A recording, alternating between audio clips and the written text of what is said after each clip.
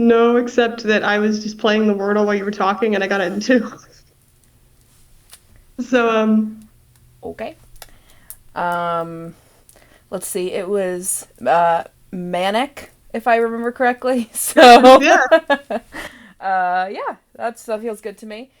Welcome everyone to Megan's player interview. We are halfway through the campaign. For Megan, she kind of just got here, hopped on at the last minute, gets to take all the credit, so that's cool. But we're gonna talk about Heidi, the creation of Heidi, and Megan's journey throughout. This was the dice, the campaign in general. This is our fourth one that we're filming. There should be two more after this. So, um, Megan, talk to me about what your memory thinks so far back, because I know it was a long while for you, about how you joined the campaign Terrador. Yeah, I was scouted. I was scouted as a replacement, a one-time, one-off replacement for Brooks. It was like June 24. Yeah, June. Oh, that's a year and a half ago now. Um, and you called me because we were going to have a phone call for something different. We attended the same school, we were in the same club, we were going to do admin. And you said, Megan, before we talk, do you have anything? What are you doing Tuesday night?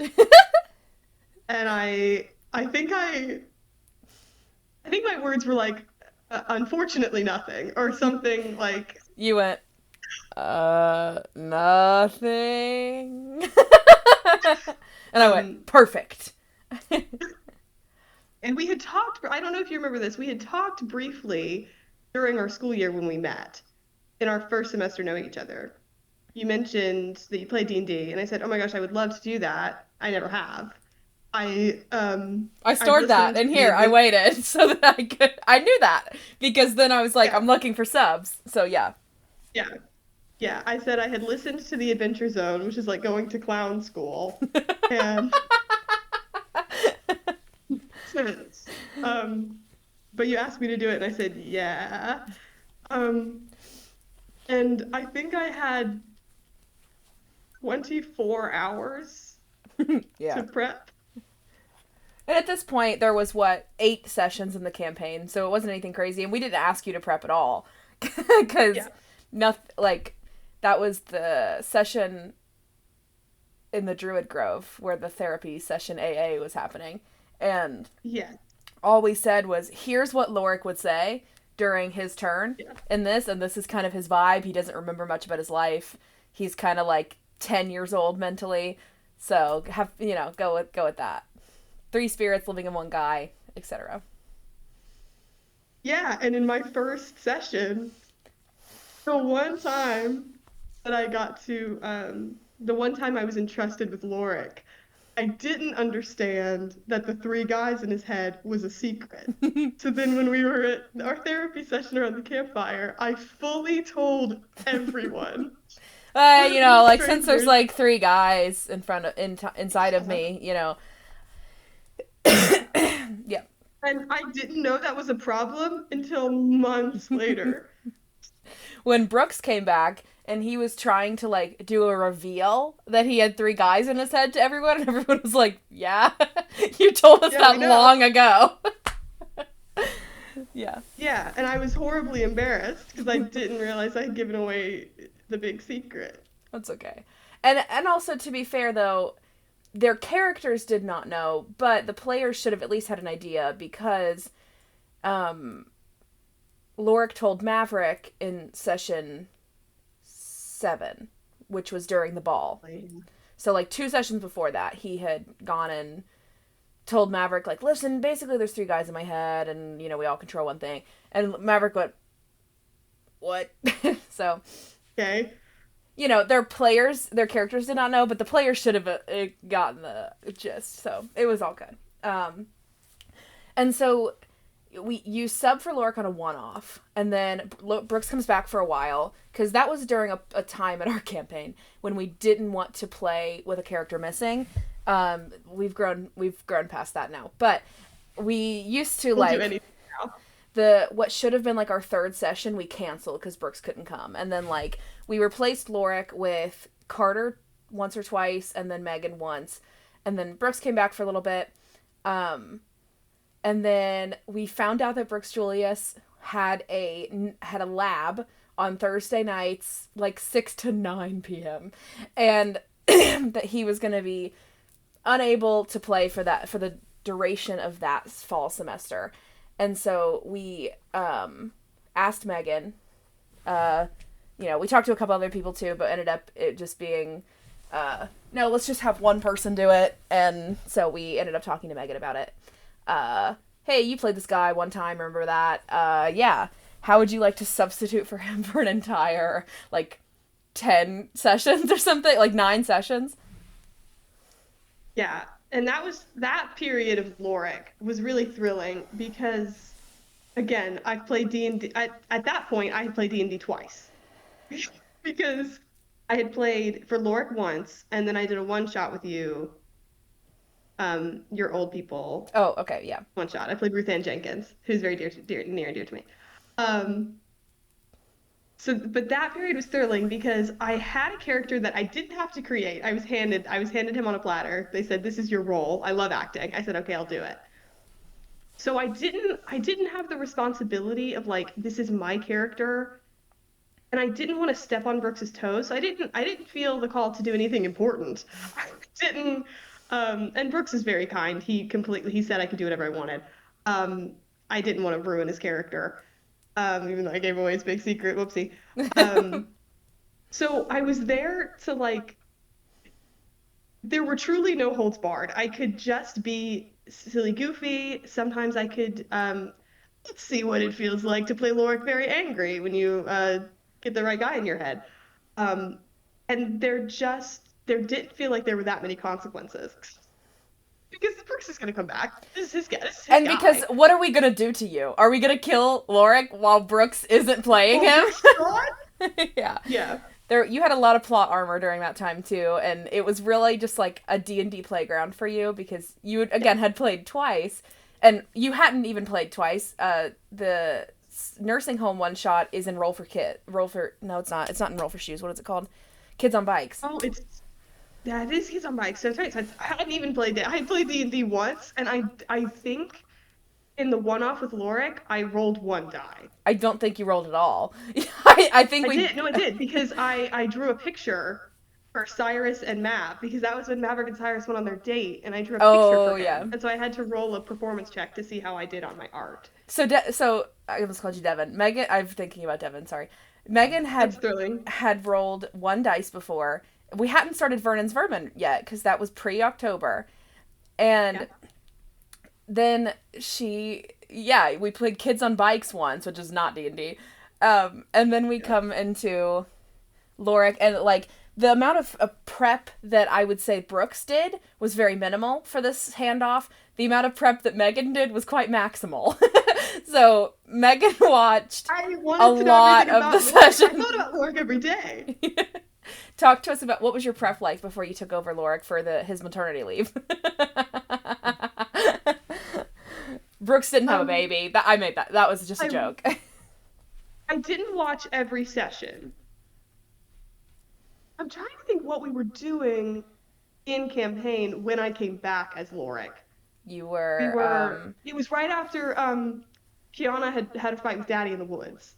And she had broken necklace. You only missed 4 sessions in between where you started and where you came back, so. Yes. And so, I was told I was going to have to come back and, hey, you just found this necklace, address this. So I didn't watch every session, but I watched a few of them. I don't know if Joe remembers this, but it was move-in week at our university, and Joe needed my attention for something. As always! She texted me and she said, "What are you doing right now?" And I said, "I'm laying in bed watching your show." Because I was skipping through trying to find as much Lorik as possible to get some kind of idea of him. So I watched a bit of it. I don't know. I had a real character sheet that I don't think Brooks has ever had. No. So, yeah. So, I remember Megan watched like the first session, and then I went through and mapped out here are some key Lorik scenes that you need to watch. Yeah. Here are some good plot heavy sessions that you need to watch the entirety of, and blah, blah, blah. Because, like, you can pretty much skip all of the battles. You can pretty much skip, like, epistolary sessions and rumor sessions, but. You know, you want to hit like the Lorik's vision in the woods and his dream around the campfire and like all these things that are very Lorik plot heavy. Some of those early scenes with Kiana and Lorik, and going through like that, whatever. Brooks didn't have a character. He did have a character sheet for Lorik when we hit, because this was level 5-ish. Brooks did have a character sheet for Lorik. It had like 6 words on it because Brooks doesn't need that. He does it all in here. I don't know. So then I was like, oh my god, we have baby player Megan here. She can't do that. So we need to make Megan a character sheet. So we gave Lorik. I mean, obviously, like all he had was like stats and 4 words. So I made her a real character sheet with cheat sheet on it and like how to do combat and all these things. And so yeah, you came at like your first time as Lorik. It was like, hey, we just got stuck in these woods. Everybody just kind of had a bunch of visions. Now they are in a druid grove, and they're like kind of prepping for a battle. They know that that's happening. And you said, okay. And then when you came back, you said, so that battle happened, and it's just ended. So it was like 2 months later, and it had just ended. What I got was that battle happened. You're awesome. You killed it. You're a general now. Killed it. Your only friend in the world. This thing, I would love to I sit down with Brooks and talk about our different approaches to Lorik. I think at that time, Brooks's approach to Lorik, his strongest relationship was with Maverick. Yeah. All I knew was that my best friend Joe was asking me to do D&D, and all I had watched was session 1 and a few little scenes in between there where Lorik and Kiana were just 2 bright-eyed little children running around the world. So I put a lot of focus on Lorik's relationship with Kiana. And so which I don't think... I do think that, like, Lorik was very close with Maverick, and that dipped off while you were there, and then it picked back up when Brooks got back. But I don't think that Lorik wasn't close with Kiana, because that was the only person Kiana talked to for the first 5 sessions. So that's true. Yeah. But I kind of fought with Maverick a lot, actually. While I was Lorik. Lorik was going through his rebellious teenage phase when he was me. I was anger most sessions, and I got very protective of Kiana. That first session of my long period as Lorik was an ethereal experience for me because all I did was have a weird conversation about Necklace with Kiana, and then I fought with Cyrus about Kiana, and that was the princess. Would you like to leave? And yeah, that is great. Which I talked to Brooks a few nights ago, and he said he thought it was I talked to him about this experience of like leaving and then coming back and being handed Lorik again. And he talked about kind of the jarring experience of having Lorik, leaving him, and then like, yes, Lorik has changed when he comes back, but also the envoy had completely flipped by the time he got back. You know, it was a much darker group than he had left. Yeah. And he talked about, like, he thought it was very fitting that it happened to be that period of Lorik's life, the adolescence to teenage phase of Lorik's life, that it's handed to a completely different person, because doesn't puberty kind of feel like you're just a new person? Uh-huh. Like, Uh-huh. and so then we talked about that, and then with Josie last night, we discussed the Princess Would You Like to Leave discussion with Lorik, mainly because we were like, remember how you made 2 people mad at you that day? But it was really, really good. And so that was a very low stakes period of time for you, and I think that was a good way to learn martial and spellcasting, because he does both. So you got a little bit of a nice taste of both, and Warlock's a decently easy spellcasting class to learn. So you got some good practice in there, and I remember you and I both thinking, you know, that when December came around, we'd go, well, that was fun. Thanks for doing that, Megan. See you around. And then Jesse texted me and said, I said something about like, well, yeah, because then, Brooks will be back and Megan won't be there anymore, so it'll be fine. And he went, Joe, it just feels kind of mean to have her in the campaign for 5 months and then tell her to hit the road. What if we just let her join as a PC? And I said, I would love that. I didn't think that didn't even cross my mind, and I definitely didn't think he would be the one because he didn't know who you were. Like, that was a great idea. I wasn't gonna suggest it to be like, can we add a 7th PC, Jesse? Is that mean? And then, if I can add, for the people at home, even after Joe invited me to return to the game as a PC, I didn't understand that, and I still didn't understand that I was being invited back to the game. You said something like, we would love to have you permanently. We would love to have you back or something. And I said, yes, that's awesome. And what I thought that meant was, you won't do Terrador anymore. But like, a different campaign. If we do another Caveman. One shot. If we do something else, we'd love to have you back. And I said, oh, awesome. And then I got to school, and you said, so when do you want to create a PC? And I went, oh, what? For what? for what? Yeah. So that was really fun. Megan thought, like, okay, well, whenever they start that post-production Truman Show thing, I don't know, maybe I'm going to be in that. I don't know. Whatever. Like, something like that. But yeah, so we asked you to join in, and at that point, I remember you asking me, where do you want me, coach? And we had thought, like, we were between Abyssalia and Varanth. And I think that the reason we were between Abyssalia and Varanth was because with Abyssalia being DMPC and Lorik, there's not a ton going on there, especially with Lorik having no backstory and no memory, and Kiana being 2. There's not a lot to explore in Abyssalia while we're there. But we ultimately landed on Varanth because we were about to go there.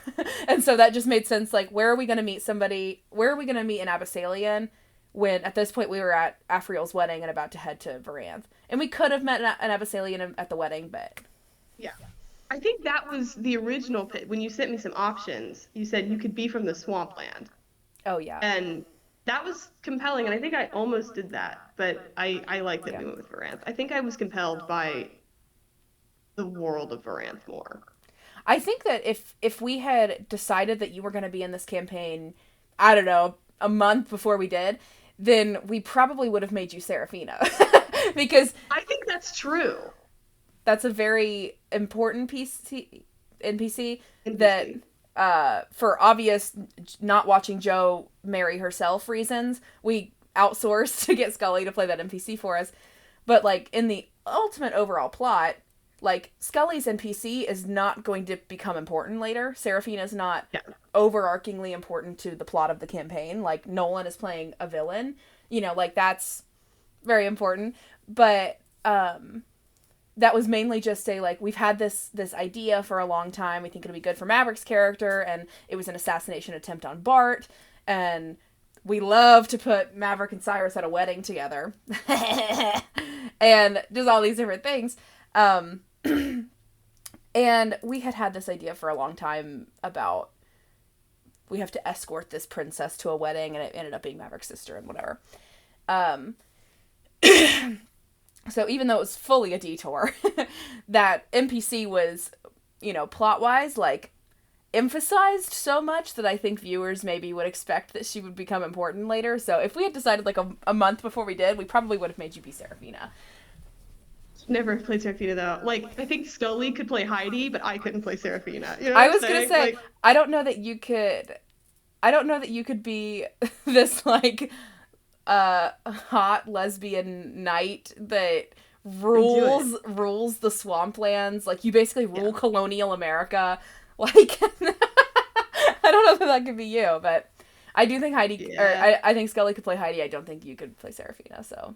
It's true. She wore it better, but, and so we ended up deciding, okay, well, this will be somebody that we meet on the ship back to Varanth. And we were talking about what that would be, and we talked about you being more of a martial person for a while, but then we were like, we have enough of those guys. We need somebody else who's, important. So whenever we did the original casting for the campaign, I don't know if you know this, actually, we picked our 6 people, and that was first Josie, then Danica, then Abby, then Devin, and then Brooks. Brooks was the last one.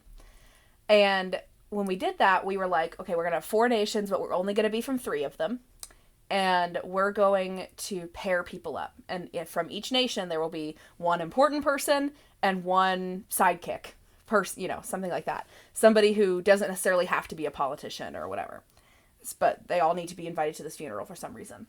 And so that ended up with, all the people from where they're from and the choices that they made. Obviously, Bart, Kiana, and Maverick are the important ones, and the other ones are the bodyguards, non-important people. But we actually made, when deciding who was going to be with who, Danica and Abby were best friends at the time, and I met Danica through Abby, so like they were already friends pre-existing. Josie and Devin had met each other before, and Brooks knew none of these people. So that was how we paired up people and made Danica and Abby from one country and Josie and Devin from another, and put Brooks with us. But we sent out, we made photoshopped like Tinder "it's a match" cards and put pictures of each person inside of it. And so we sent Danica and Abby a Tinder picture that looks like Danica and Abby matched on Tinder. And we revealed like what their nation was in it. And so we sent that to them and did that for Josie and Devin.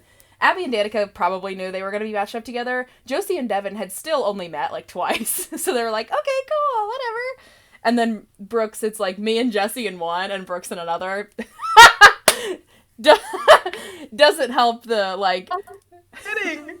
Doesn't Brooks help... and the 2 cousins? Doesn't help Brooks, the rumor about Brooks being caught in between these 2 cousins all the time. Yeah, and so we sent out those Tinder things. Feeling.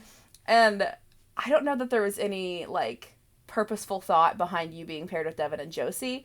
You had not met either of those people, right? There's a slight chance I had met Josie once. Sigma Tau Delta movie night? Yeah. I had certainly not met Devin. But that's interesting because Devin lived in our city. Devin lived in the same city we did. Yeah. So that's true. She was over at the dorm all the time. So maybe you met Devin and you didn't know you met Devin. I don't think I did. I would remember Devin. I would never forget Devin. Yeah. I love Devin. She's so beautiful. And then you had obviously met Abby and Danica both. And you obviously knew Brooks. Yeah. At least in passing. I barely knew Brooks. Yeah. Me and Brooks were in a class together, and he doesn't remember that. Yeah. And then you hadn't met my cousin. Yeah. So we decided on you being there, and then we decided on you being an important person. In this case, at first we said politician, and somehow you talked me down to an aspiring politician who's kind of, aspirationally stuck. Yeah, I think that was probably my idea because it was a very early choice for this character. Even before I knew it was a woman, I thought it was going to play man. I knew I wanted to play I knew I just wanted to play someone who was technically important, but really wasn't very good at what they did. I think I wanted somewhere to go. And now I think you're the opposite. I think you have a non-important role non-important, whatever, not to devalue secretaries, but you have a non-political role in value, but you're very good at it. Yeah. And I think it's very Heidi, because I think Heidi knows what she's good at. She knows what she would be better at, or she knows, or she's good at what she does. She's very intelligent. Yeah. Imagine what she could do, I think, is where she kind of fits in that. Yeah. I don't know. I wanted to play truly Joe in another world. I probably wanted to play Dandy Port. Before Dandy Port I love existed, that guy. I think that's probably what I wanted to be. He's so cool. And you said, will you please play a woman? And I said, okay. I think I asked you to play a woman because there were so many men. Yeah. Kiana, Cyrus, Theo were alone.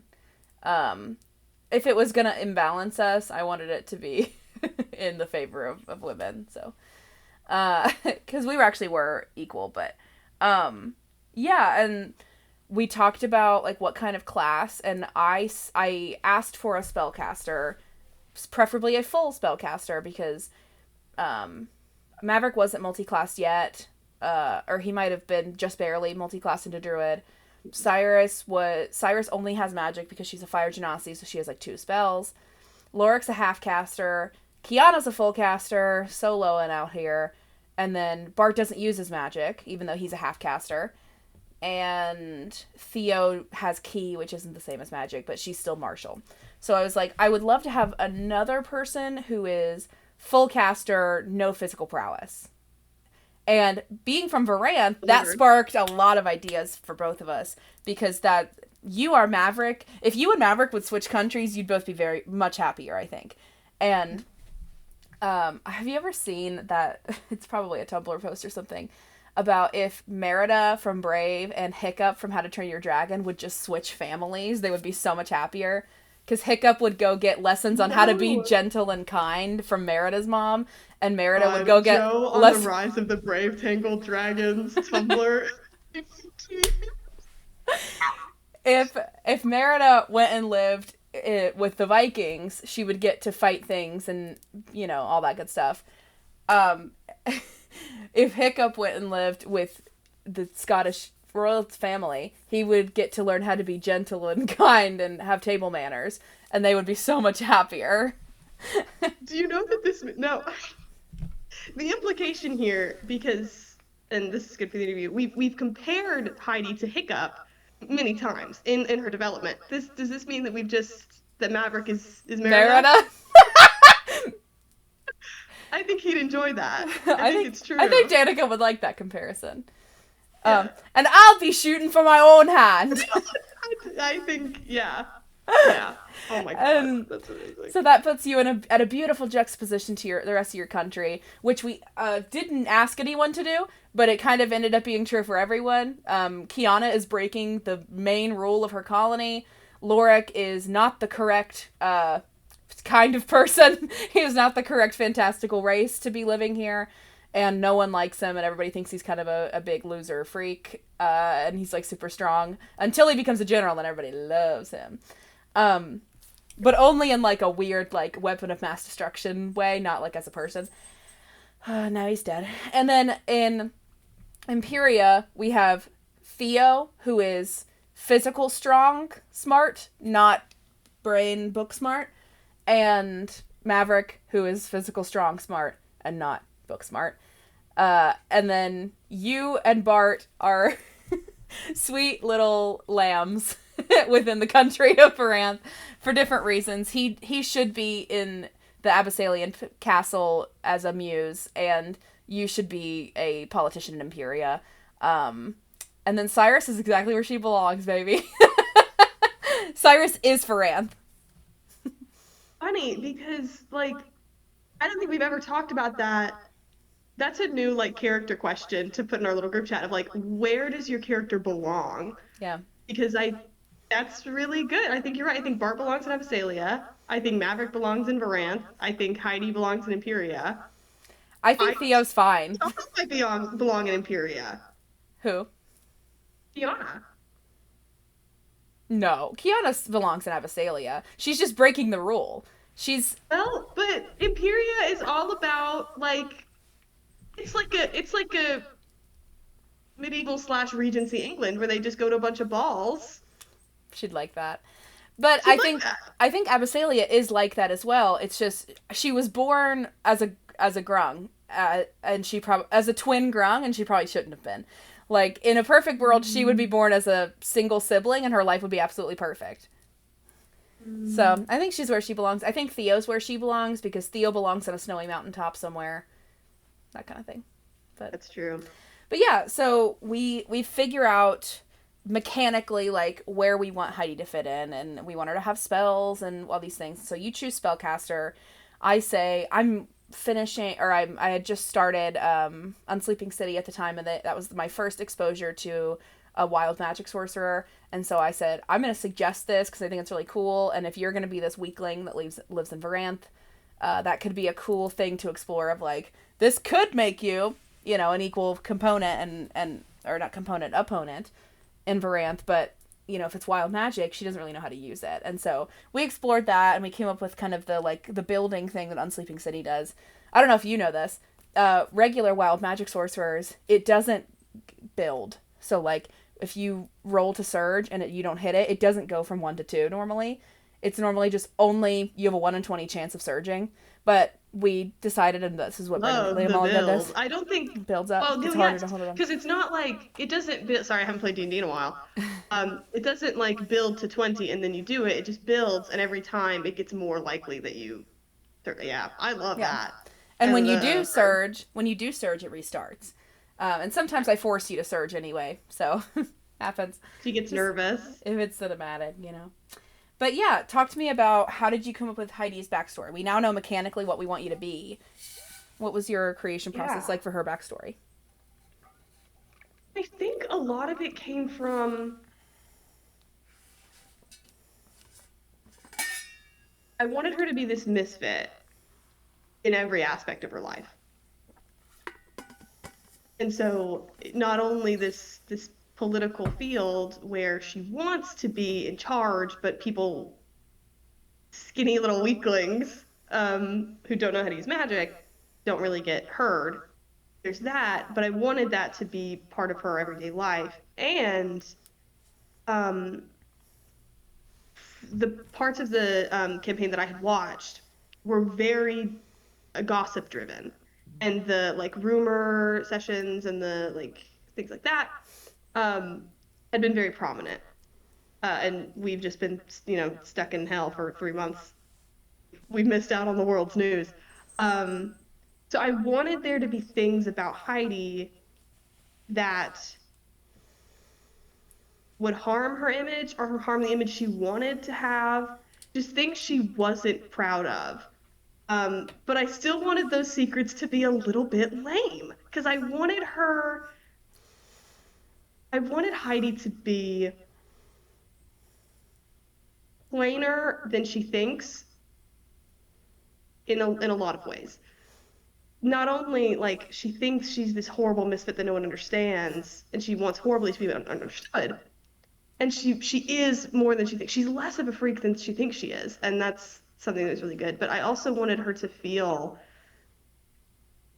like, we have this huge reveal that Heidi Hopel's, I think she's going by a different name. I think she's, she changed her name. She has a past, and then it's just something lame. Like, yeah, I come from a long line of man killers who, were super beefy Vikings, and they beat up a lot of people, and they were really strong, and they held up bridges and broke trees with their hands. Like, just something that isn't.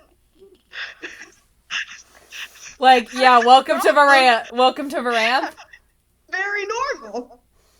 But then it is just there's layers to it where even this idea that she comes from this very Varanthian family makes her even more ashamed, not only because that's not something she believes in, but it's just how much of a disappointment can you be? Yeah. How can you come from the perfect Varanthian family and be who you are? So there was that. I just wanted her to be pathetic. Same thing with the creation of Azai, and I know you want to get there because we love him. Azai was originally just a thing I came up with to make her more of a loser based on the rumor aspect of the game. I wanted there to be like, okay, maybe there can be whispers about, Heidi Hopewell is having this relationship with this politician. And it's really just, I wanted Heidi's response to be like, of course that's not true. That's ridiculous. He doesn't even know my name. And if he did, why would someone like him? Why would someone so like noble and strong and handsome and like super confident? Why would he even care about me? I mean, like, who even am I? I'm like, it's not like I'm like that, like beautiful, like like, and sort of unravel and reveal that she's very much in love with him and he doesn't know her name. Just make her a loser. That she just wants all these things that are just out of reach. And I think as we developed Heidi, it made it a lot more compelling for them to be within reach. She just doesn't get it. And I think Um, that was purposeful on my part to like, you just wanted to be in love with me. well, duh.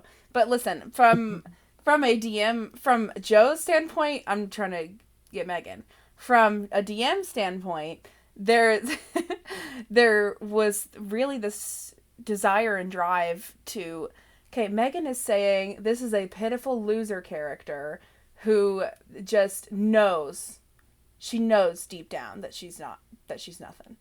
And she knows that she wants all of these things that are never going to happen and all this stuff. And I said, you know what makes her, Heidi the person, so much lamer, but also significantly more compelling, is if she's wrong about herself and all of those things are within her reach. She just isn't. She's convinced herself they won't happen, so now they won't. And like it, I think there's something very underlyingly comical about a lot of that as well. And Terrador is supposed to be a serious political campaign, but we tie in humor at every single step of the way, and I think we do a decent job balancing that as well. But like Bart is being hunted and haunted by this thing that deeply, Devin in her interview said, deeply scares her. To like, Demon Mommy in game was like whatever. Gongo actually made her feel upset and scared in the game, and it's this, and then it's a mushroom. Like there's we do a lot of these layered things, There's a lot and of subversion that happens in Terrador that I really appreciate. and I think it is so much, um, it is the sad, like kind of comical but mostly serious thing that you were aiming for, to be like she's has no idea that she's deeply in love with this man, but he doesn't even know who she is, and like he's a nice enough guy, but like he waves at her in the hallway because he's a nice person, not because he knows who she is or cares about her at all. And ultimately he is a politician, and it would be like this thing where like Heidi realizes they're not a good match once she grows a little bit as a person, and like whatever, because they're just such different people and whatever. And you're Even so that, like, muted. sorry, not even that of like, we will meet him and she'll be wrong. I didn't think we were going to speak to him. That's stupid. You're stupid for that. But The it was just like this joke of like this person who exists, and maybe in but her epilogue we'll see that they can be in love one day. no, but the natural conclusion to you put at least one rumor about like maybe Heidi's having this relationship with this politician, and Heidi's going, me, like no, he's perfect. He would never even look at me. The like natural thing would be, she has this deep horrible crush on him, and then she realizes like, wow, I just kind of liked him because I'm really jealous of him and I want to be a politician like him one day. Now I've grown as a person and I realize I don't need him, whatever. But it's like, that's one thing. It's so much funnier to subvert Megan as well, and to have like, you're going, that guy, we heard what about me and him? What did you hear about him and me? Huh? And they're going, okay. And then you get there, and Heidi's like, he doesn't even know my name. And then Azai reveals, we've been best friends for 12 years. We have lunch together every day. we went to college together for 4 years. You've met my family. We eat lunch together every day. And he is, to every other human being on planet Earth, visibly in love with you. And he thinks, from his perspective, that he's like, she has no idea who I am. She's so much smarter than me. Like, I don't know if I've ever told you this. That is my favorite thing you did to subvert me. And then Ace, I went, what? She's just like so cool. Like, I don't know what I expected Azai's view of Heidi to be, other than maybe like, because see, I never imagined Azai would actually be in love with Heidi. I think that he would know it. So I don't know. The reveal that they're the same person is thrilling to me. That was amazing because I didn't know you were gonna do that. Ew. but like, That was Heidi thinking that Azai is like, he's never going to notice me. We would never, whatever, because he's confident and powerful and rich and, super strong and physically, has a lot of physical prowess. And then him going, like, wow, I mean, you don't meet smart people very often, and she would be smart by Imperious standards. Like, she's wicked smart, and she's so witty and cool and, like, humble, and, like, it's just the exact opposite reasons to really, adore and care about the other person and think that they're very cool and whatever. And both of you kind of going, like, I mean, we're friends, I get, I think Asa at least knew that you were friends. Heidi seems to be like, we're, like, acquaintances. We, had a couple classes together. He asked me for my notes a few times, but, like, he doesn't probably even remember my name. And then and then him being like, yeah, Heidi's my really good friend, and I wouldn't want to mess that up, because if I asked her out and she didn't feel the same way, like, it would just mess the whole thing up. And Danny's going, oh, my God! And we just, as, from the blueprint of Azai, we made him progressively more, like, more 3D, but also kind of more loserish as we developed him more and saw more of him. But, I mean, literally session 1 of you and Asai being in the same room, Maverick pulled him aside and said, do you know that you're in love with Heidi? And he went, man, she just, she wouldn't be into, I'm stupid, you know what I mean? Like, I'm just not very smart, so I don't know that she'd like somebody like me. And he went, Asai, go ask her out today. Right now. Really good. Really good. Yeah, they're perfect. 10 out of 10, no notes. It's true. So, going backwards slightly, we have Heidi's tragic backstory of being born into the perfect family and just being the non-perfect child. Literally a hiccup in a family of Vikings. 18th, there's significant abuse going on in that household as well. And then 18th birthday, we leave from where Heidi doesn't even have the bottom bunk of the bunk bed. She sleeps on the floor beneath the bottom bunk. Forgot about that until 20 seconds ago when you were there's abuse going on in the household. My brain went, yeah, she's sleeping on the floor.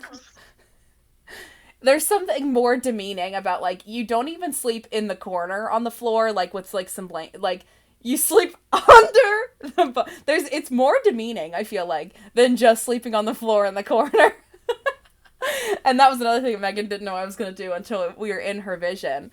And I narrated it, and she went, ah! Like, right then and there. I remember Abby Nelson went. And that implies as well that, like, your sisters obviously had beds. Your brothers had beds. They irked them. You didn't sleep, like, it wasn't like your sisters each get their own bedroom and all these wonderful things, and you sleep on the floor, on the couch in the living room. Like, you didn't even get a Harry Potter room under the stairs to yourself. You sleep on the floor beneath the bottom bunk. So there's, like, a thrunk bed going on. That's really fun and interesting, I think. But no third bed. But no third bed. And so 18th birthday, you leave, you're going to make some change, all this good stuff. You head to the Varanthian Law School. You meet Asai on your very first day. He's the first person that you introduce yourself as Heidi Hopewell to. Previously being Brunhilde Mankiller. And introduce yourself to him, and you start your new persona. We kind of narrate that there is, like, this three-way friendship going on between you and Dandy and Azai, which, if in Wicked, if you two are,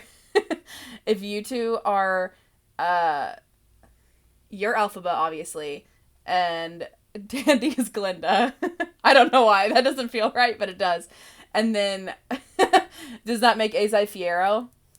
Absolutely. Azai would sing Dancing Through Life. I think that's that's at least Heidi's image of him. Yeah. And he's not Dandy. He's not singing Dancing Through Life to Dandy Ford. Maybe he is. Yeah, but yeah, I know it's not a perfect one-to-one because of the way that Dandy is, but Azai's very Fiero coded. I think that's very true. Especially and you're very Elphaba. Yeah, I think I remember when I saw Wicked and I texted you, I said, Heidi is Elphaba and Glinda at once. She's both at once. Um, and I still think it's very true. She's very Elphaba Yeah. coded. But yeah, Depending especially on Asai. your view on a queer analysis of Wicked, he could be Galinda and you could be Elphaba. See, well, hmm. He is like Mr. Perfect. He's hashtag popular. I don't know I that he think it's in a makes. Fiero way. I don't think that he makes you over though. Yeah. Oh my God, And Devin is literally questioning my I power don't right think, now. what? Devin is questioning my tactics right now. Hold on. Oh, Devin, it's okay, baby. I don't think Azai, I don't think Azai's Glinda. I don't think Azai would, um, smile on the posters for a fascist regime That's true. for the purpose of doing good later. Yeah. I think he'd be very Fiero and go, I'm gonna go find my wife. Yeah. Um, Which he he does, would, he sort would of. go. He follows you into hell. Yeah. Yes. Yeah, and so then we go through school. You're helping him get through. Azai comes Yeah. from this political family. He's very maverick in that way, even though we've established that you're very maverick. In quite a literal sense, he is very maverick. Political family.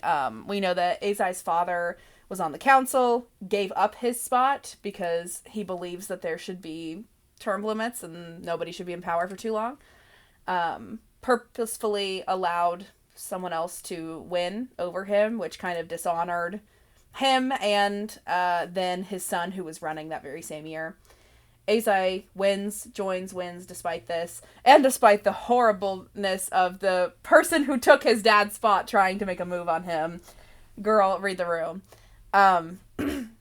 He gets on the council, and he is like one of like 3 progressives at the Council of Wing, compared to most of them being Republicans or the Council of Claw members.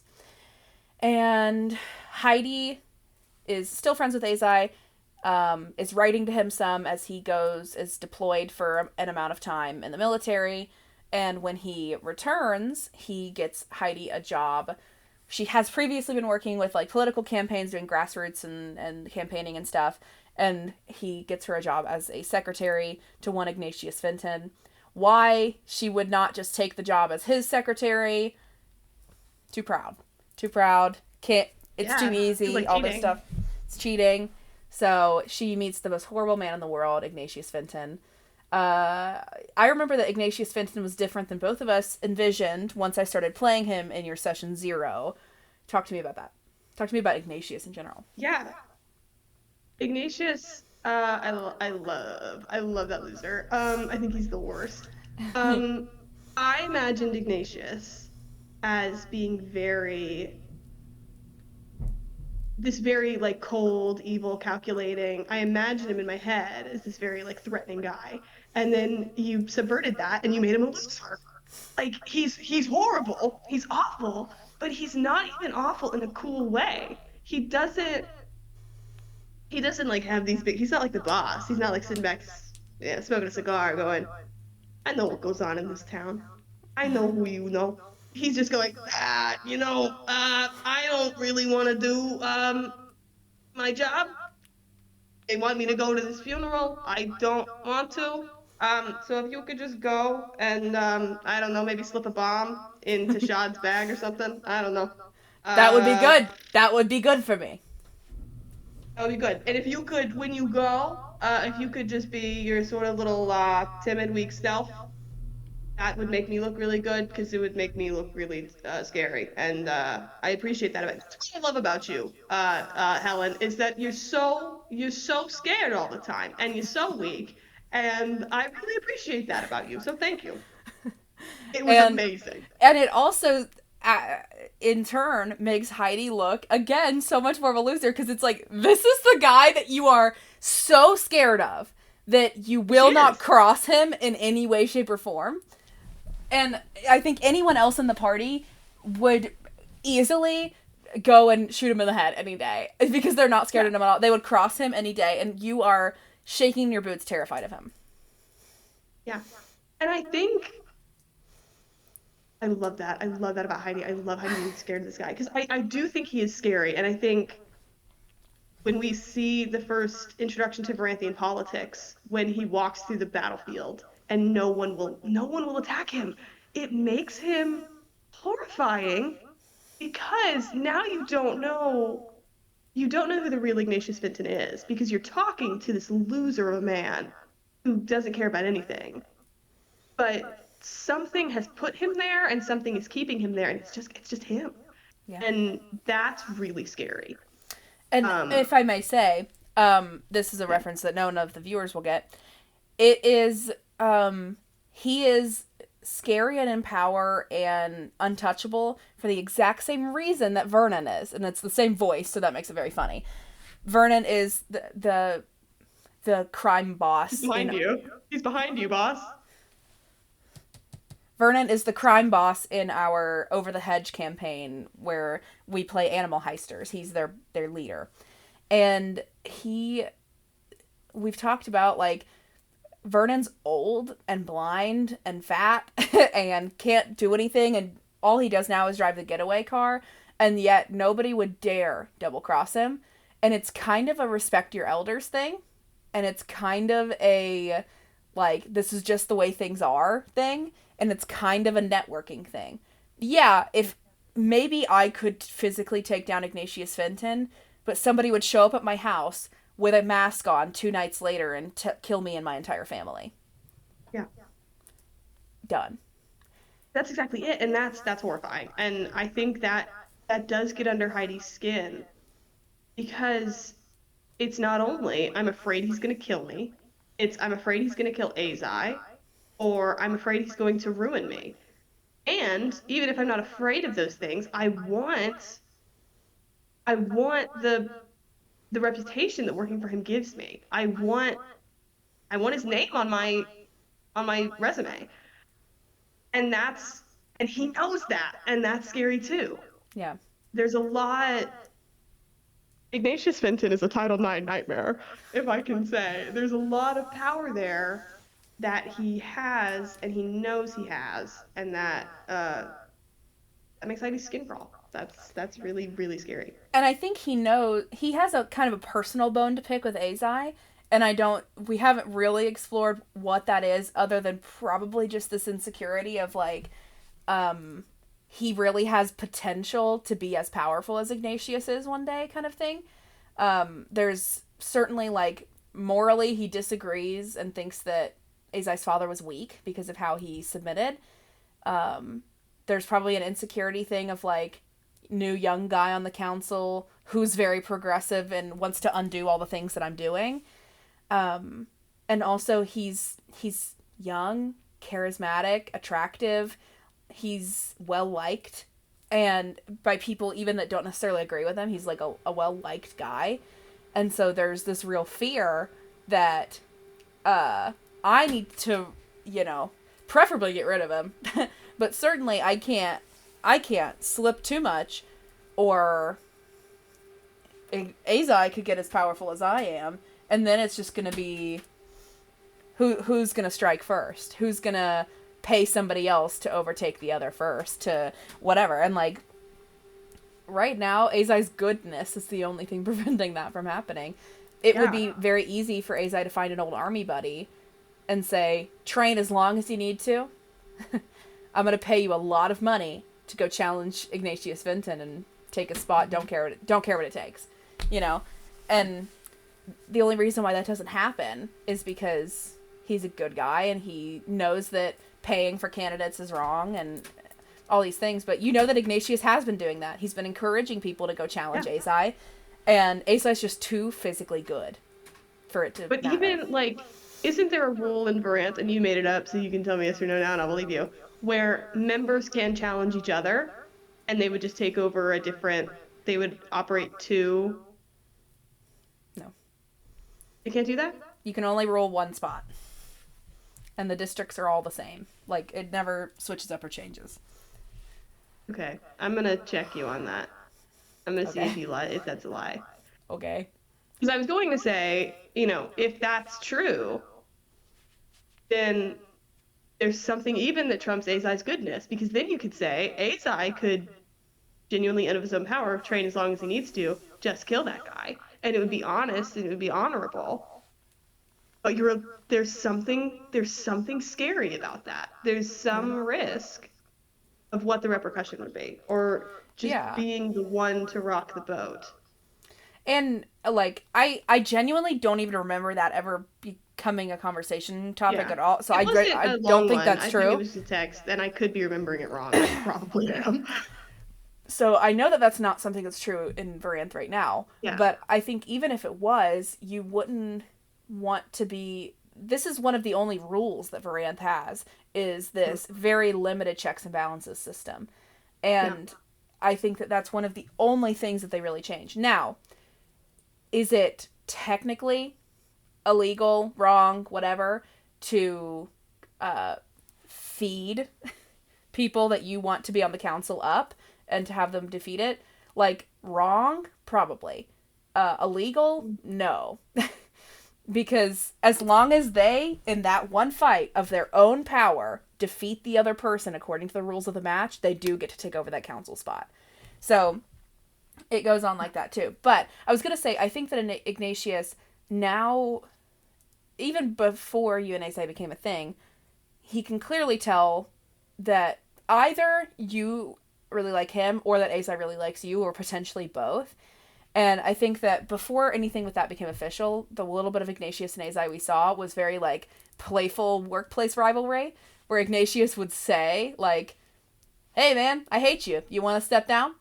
And Azai would go, old timer, I got a few more days left in me. And whatever. And it was just kind of this like, haha, like playful, like, have you seen that video of Mom Donnie and Trump meeting? Have you seen that video? Mom Donnie is the new mayor of New York City. Yeah. And he's a Muslim socialist, like very far left. And Trump is who he is. And Trump invites Mom Donnie to the White House. And Mom Donnie was on his social media beforehand being like, you know that I do not stand with any of Trump's policies, but I'm always going to take the opportunity to sit down with the president and see if I can make any change in this nation. And, whatever. Feel confident that if any topics of this nature come up, I will not hold back and I will say exactly what I feel directly to the president's face, because I am not scared of him. He goes to the White House and Trump is literally like kicking his feet and twirling his hair over Mom Donnie. He loves that guy and Mom Donnie hates every second of it, and you can tell. They're sitting across from each other and and Trump is literally going like, this guy right here is a great guy. I think he's very handsome and strong. It's no wonder that all the ladies love him. He's wonderful. He's a great guy. Maybe we disagree on some stuff, but he's a sexy, sexy man. And Mom Donnie's going, he hates it. He hates every second of it. And I think there's something very Azai Ignatius about that. So good. That's so good. And I don't know, I don't know that Trump was doing that to anger Mom Donnie, but if he was, it worked. But anyway, so yeah, we get all these things, and we've talked a lot about Heidi's goals, which is one of my bullet points here, and she's hoping to at one point challenge Ignatius and take it over the right and true way. Or if that's not Heidi's goal, that's certainly Megan's goal. I was just gonna say it's certainly Megan's. Heidi does want that in her heart of hearts. I don't know if she has formed the thought in her brain. Does Heidi want to be on the council and intend one day on challenging someone? Yeah, she wants to be on the council. She doesn't want to think the next logical step of that makes her nervous. Yeah, sure. And so then we know that Ignatius asked you to go to this funeral for him. You're supposed to go to this funeral and come right back, but later in the creation of Heidi, what did we end up deciding that she did instead? He stalked them for a long time. Yeah, she sort of viewed Heidi, who's been a loser forever, sort of viewed this envoy as they're this symbol, right, in society, and you know all they did what Heidi has always wanted to do and has never been able to. They stood up and fought something and they got rewarded. And that was kind of the straw that broke the camel's back. She was tired of people being rewarded for something she couldn't do, and she wanted what they had. And so she wants to get on this envoy and be helpful to them and sort of sign her name under theirs so that when they are successful and they save the world and everything's awesome, then, she wants to be Phil Coulson of the Avengers. She wants to be there with her Maverick Tashad trading cards, so that when they save the world, she was there and she made the phone calls. And that makes her cool, and that hopefully someone in Durant will respect that. And then she can move on and she can do something good. Um, so she just Yeah. decides to follow them and learn everything about them Which until eventually she can talk to them. which speaks to me on this. Megan and I had a discussion the other night of like, if Heidi thought that she was going to join this envoy and not have to fight anything, she's kind of an idiot, because what all that they do for the first 7 levels is travel, travel, travel, looking for something. Unclear if Heidi even knows what that is.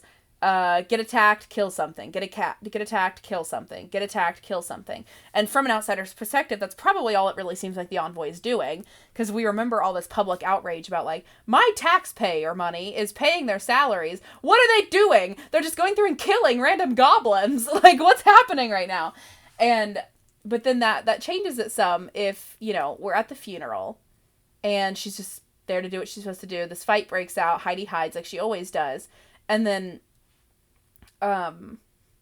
sees them do this heroic thing. She has this thought of like, I want to be there. I want to be the cool. I'm going to go and I'm going to do some paperwork for them and I want to be there and sign my name under it. Makes me look very cool. Could probably get me something cool back in my home nation, whatever. And as you're following them, you leave the capital with them and all these things. Even as these dangerous things continue to happen, for the first 5 levels, for the first, 6 weeks of this envoy, they are looking for a book. So Heidi probably is, at least at this point, gaining the confidence of like, I could help with that. Yeah, I could help with that. Too nervous to go introduce myself to them, but I could do that. And then when it really gets into real physical danger, the confidence is already there. It's hard to break it. Yeah. And I think I would have to really search my soul to know how much Heidi knows about what they're looking for. She can kind of pull up the map and go, okay, I heard, okay, the annual Tashad Ball is happening. Yeah. Perhaps I can get a ticket. Yeah. I will do that.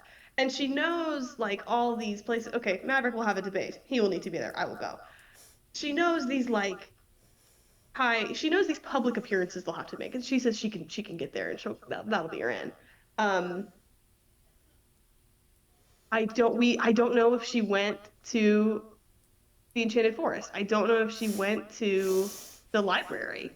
I think you were 'Cause when probably at least like 3 libraries behind them if you were really paying that much attention. I think that's true. And probably by the time you got to the vampire library, you saw some commotion happening and you just did not go in. Like, because there were monks there trying to save the day. Yeah. And then that's probably true. That town that's right outside of the Enchanted Forest where everybody went shopping right before, you might have just hung out in that town and stayed in that inn for a few days, and you're like, surely they'll come out any day now. And they were gone for a week. They were gone for a week. So, and so from there you head down. You do procure a ticket to Afriel's wedding, and head there. And how she did that is beyond me, but she did it. And how she did any of this is really beyond me. The debate is certainly like anyone can come, so that's whatever. The ball, there was a big plot point within game about how Maverick could not get 6 tickets to it because we had to figure out like he couldn't get tickets for 6 nobodies or whatever. So he didn't need one, and he like was able to get 2 and get 1 for Bart and 1 for Kiana, and then he was able to bring a +1, and each of them could bring a +1, and so we like figured it out that way, which was obviously a ploy for everyone to go with a date. So Theo and Bart went, Maverick and Cyrus went, Lorik and Kiana went. But, like, how she got a ticket for the Sean Ball when Maverick couldn't get unlimited tickets, who knows? She sent them a letter with the Ignatius Fenton Yeah, heading on it. can I come? And that Ignatius Fenton? Yeah. horrifying. Him. Like, Hate that it's guy. just ridiculous. What does he know Well, you probably got into the about wedding the same senior? time. You probably got into the wedding the same time. So, yeah, and so then we go to the wedding, and this is the last time that you play Lorik during that wedding battle. And then you turn around, you put on your Heidi hat instead, and I believe the session we met Heidi, or maybe the second session, is when Abby has this insane Nat 20 history check and remembers seeing that pink cloak at the funeral. And then Theo goes silent for 3 days, and then she dies. Perfect. Perfect for me. Yep. And yeah. And Heidi doesn't know. Heidi doesn't know that Theo knows that. And Theo has never said it. the longer that time goes on, the worse it's going to be if that comes out, I think. I think at this point, if that came out, people might be really mad at you. Specifically Maverick and Cyrus might be really mad at you. Because Heidi has consciously continued to hide it. There was one of the first sessions we were at Azai's house, and Kiana came to talk to her. And she said, well, we went to this ball. And Heidi said, well, yeah, I read about that. Like, isn't willing to tell them I was there. Yeah. I don't know why. Like, I should remind Abby about that, actually. you should. Because, Heidi didn't do anything to them. Heidi's not a big supervillain. Right. She just feels like one. It just feels rude, and she'll, it'll probably make them suspicious, and it'll make me seem like a loser, and I just won't. We'll just hide that for no reason. It So, really... yeah, I do think this is going to be bad. It's like, if you had said that as soon as you came there, like, hey, I'm kind of a big fan, I've been kind of keeping tabs on you guys really closely and following you along like a roadie, they would have been like, oh, okay, and, like, maybe a little weirded out, but it wouldn't have ruined your chances to talk to them. At least 3 of them are very used to having fans, and Lorik wouldn't care, and Theo wouldn't care, maybe Cyrus will be weirded out by it. But then it's when you hide it for 6 months. You go, why'd you hide that though? And I don't think anyone knows your real name other than Cyrus, who swapped memories with you. Yeah. Yeah. I mean, Azai does, because Azai swaps days with me. Well, yeah, I meant PCs. Yes. Yeah. Yeah. I think that's true. Unless I said it. I might have said it in treachery. And most of them forget everything about hell. Cyrus didn't, and I think. Oh no, I guess that's it. I guess everyone else forgot it. Yeah. Oh well. All right. Good on me then. I just looked. It's in the book. Yeah. If it happened in hell, it's in the book. So if they decide to go read it. Yeah. I just looked in your rumors from when you joined. Theo got this rumor about you using a fake name. Who is it? In the same session, Theo got a rumor about me using a fake name, and then learned that I was stalking them for she said nothing. Campaign, and then didn't do anything about it. That's thrilling. And that's because Abby was missing for 3 sessions. Yeah. So we just said Theo was being crazy quiet. Cyrus gets this rumor about you getting to this lucrative position as a secretary because you're sleeping with Azai. And they met him, and she went, "That's not true." Lorik got you have a secret power from the dragon himself that you must be waiting to wield. Maverick got the one that says you timidly support major class reform, even though you have significant pull to sway Ignatius one way or the other. Danica grilled me about that for 2 hours. Oh my god. I Kiana had to gets go, what do one. you want me to do? Kiana got one that says, you barely passed law school. And Kiana immediately met you and went, that's the smartest woman in the world. That's not true. And I then was Bart amazing at law school. got one that you're a secret BTS fan and that you used to follow them on tour in college, which I want that to be true and honest about Heidi. I I think it is. I don't know that she followed them like a roadie, but I think in my heart she really liked BTS in college because that's another joke I was making. Whenever Bart I don't know, Bart got knocked out or something. It was recently. And I said, "Hey, Bart, all the members of BTS started naming real The life real BTS BTS members. Yeah. worse than we thought." But And why yeah, so would Heidi ask that question, implying that she knows all seven members' implying that names? she knows all of the names of BTS, the names of Yeah. all of the members of BTS. Which is funny because Megan doesn't know that. Megan And couldn't name them for me right now. and Devin doesn't either. So it's okay. I couldn't list them off either. There's seven of them. They're based on the seven dwarves from Snow White. One of them's named Clarity. Uh oh um yeah, that's it. Okay. I can find it. Hold on. No, it's okay. Oh, okay. No, now I want to find it because I I have to think check it. It Heidi and is. Dandy went to one BTS concert in college before they were friends with Azai. It says, Clarity, Welch, Pride, I Healthy, thought Pride was. Sorrow, Jolly, and Wake. Yeah, okay. I believe you. Those obviously are not their real names. That's their stage names. Yeah. I Um, don't think Heidi would know their real names. Maybe. Is that public information? If it is, she does. we don't have those made up. Okay. We hope no one ever asks. We're The sure. implication. So Bart, their adopted son, calls them by their stage name. They write letters to each other using their stage. Can they just be their real names? But no, that's their stage names. That's been true since the beginning.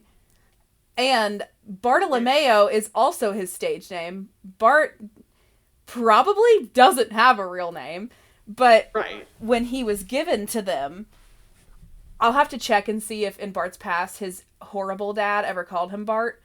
I think, though, we have talked with Devin and said, because I think his dad called him Bart, so we're thinking his name is Bart, and then they've extended it into Bartolomeo for like a stage kind of a flair to it. Yeah. But Yeah.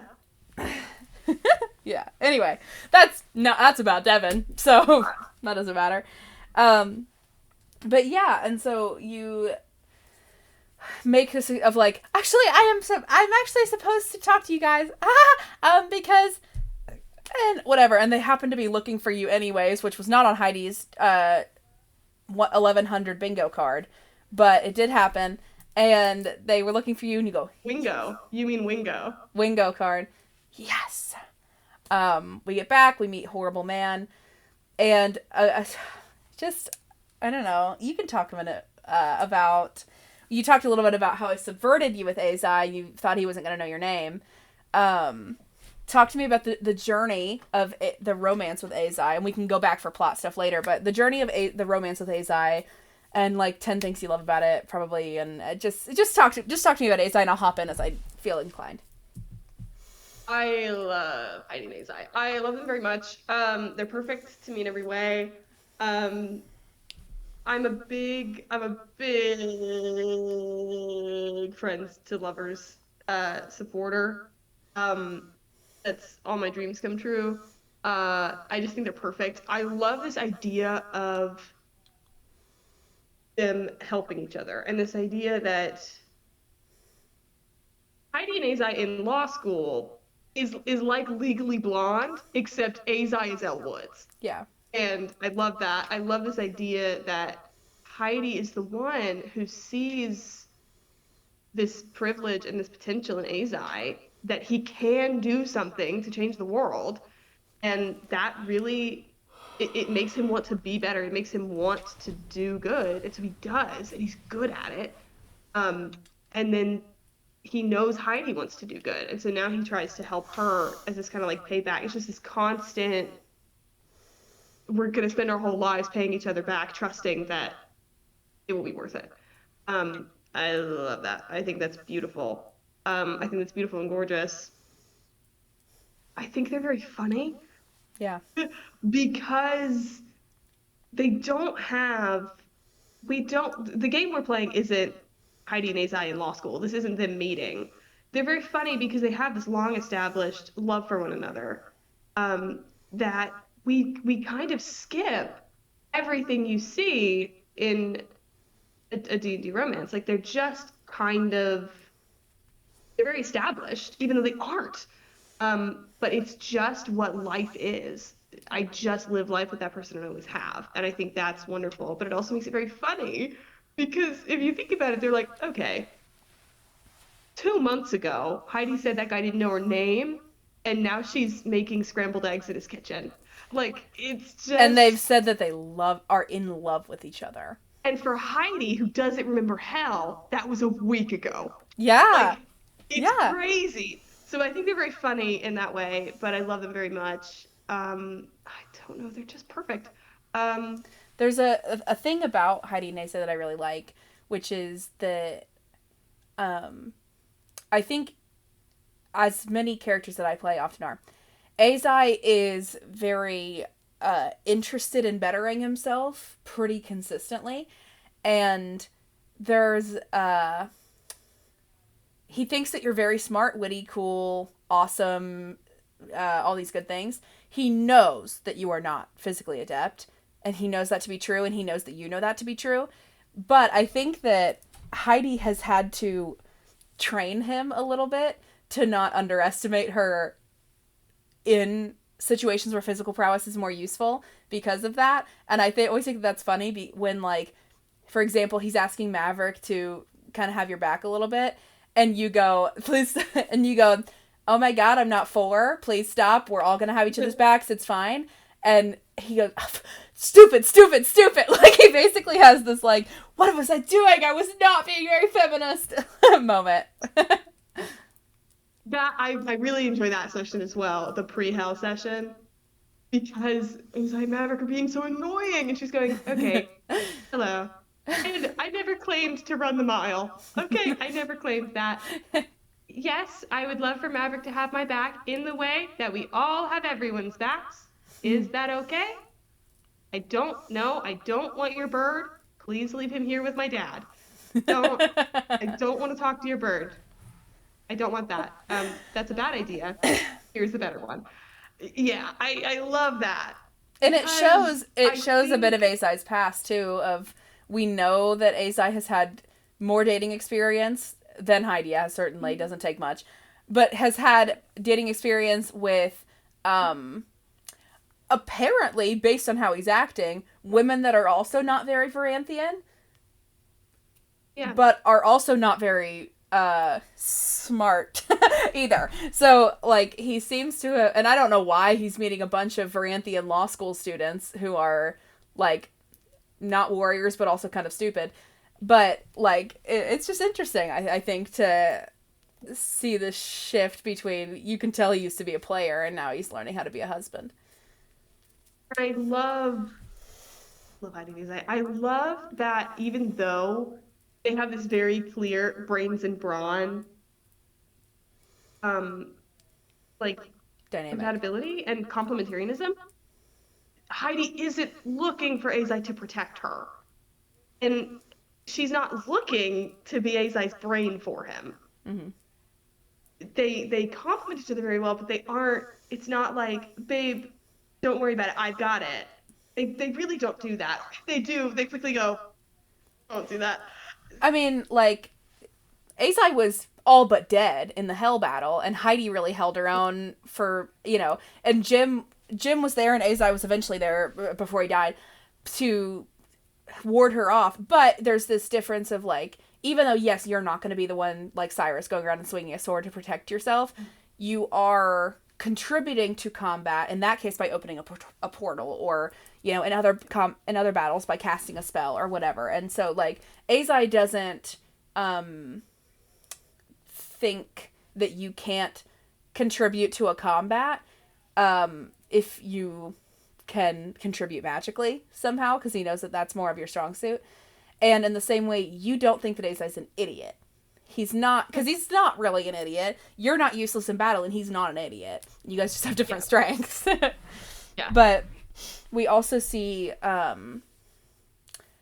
because you guys have been friends for 12 years, Megan and I have discussed, like, it was a very similar conversation that Brooks and I had about Lorik and Laika, which was, what else is there to be different about our relationship? Because Brooks and I, in his interview, were talking about, you know, when Megan brought this to our attention, hey, do you guys know that you're acting like you're in love with each other?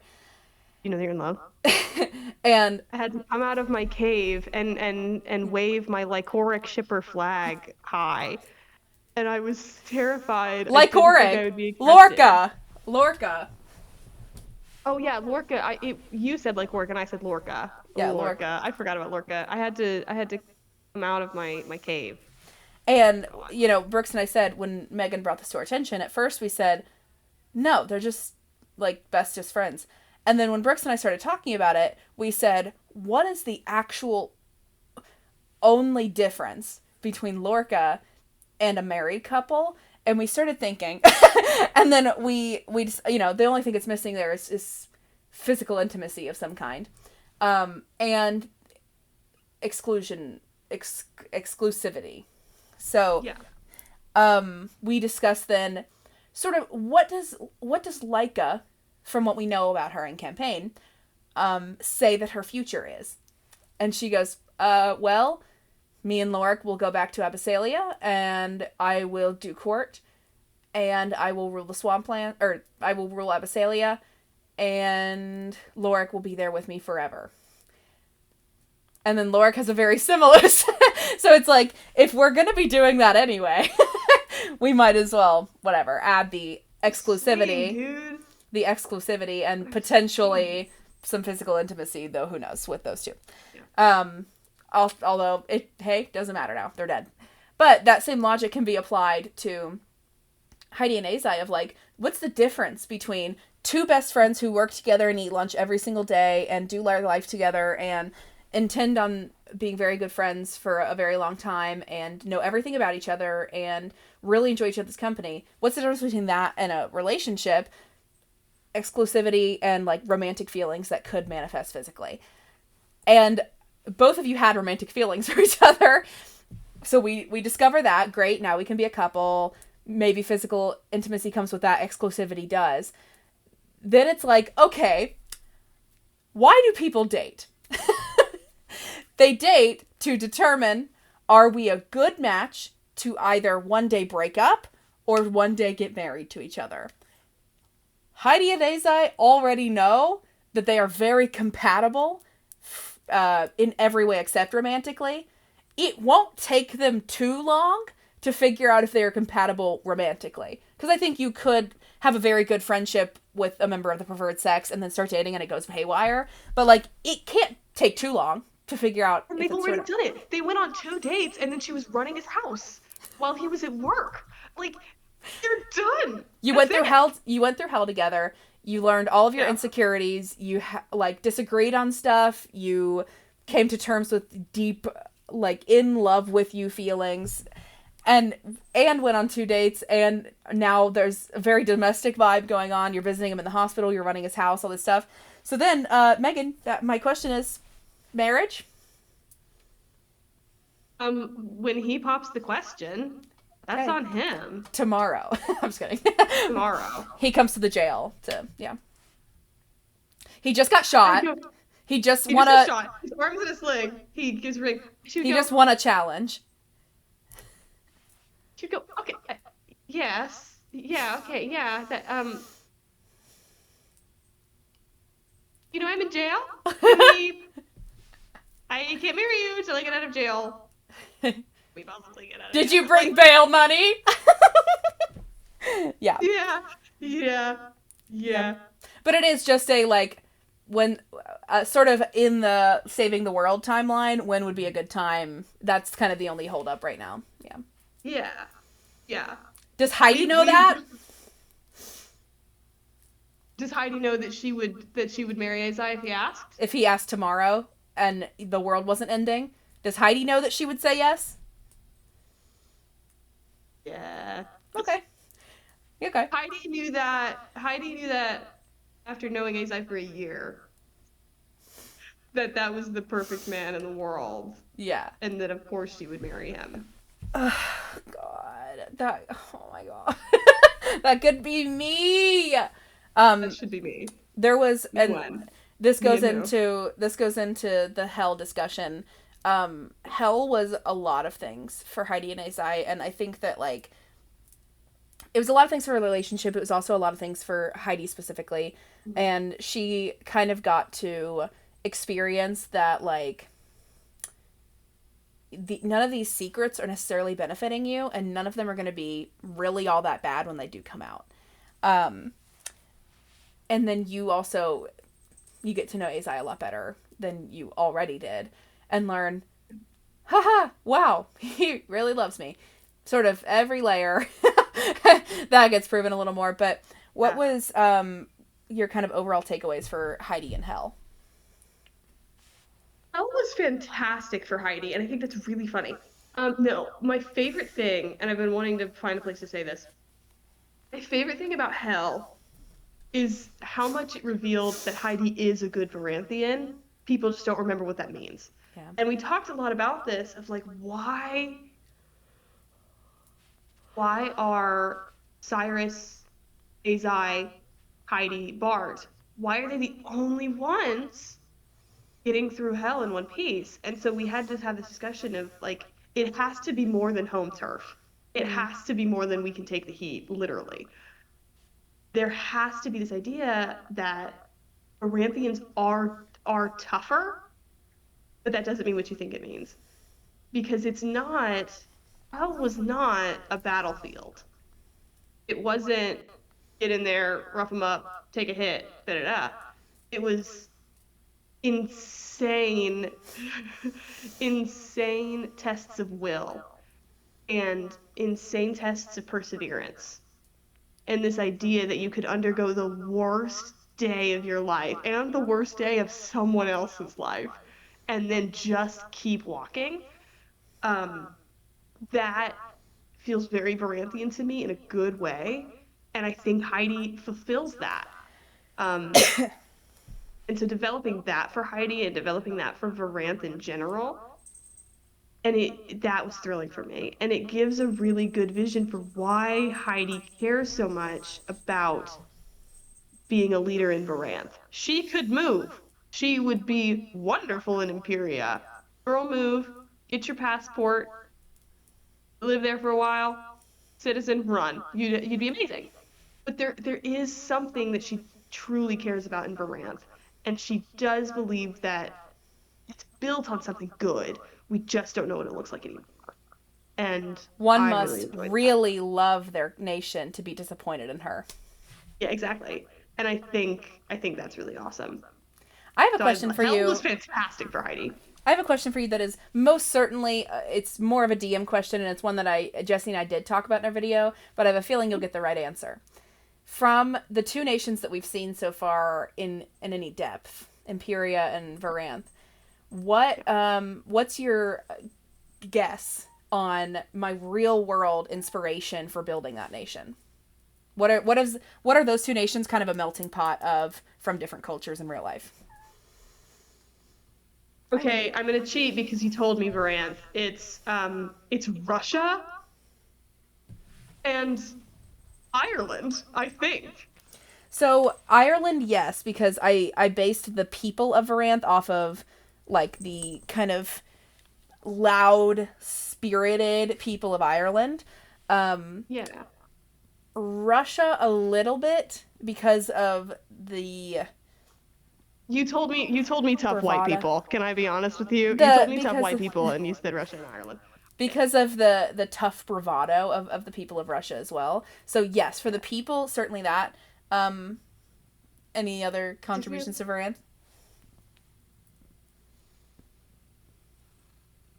There's a big one that I'm thinking. The quote that I just said is about a real nation in the world.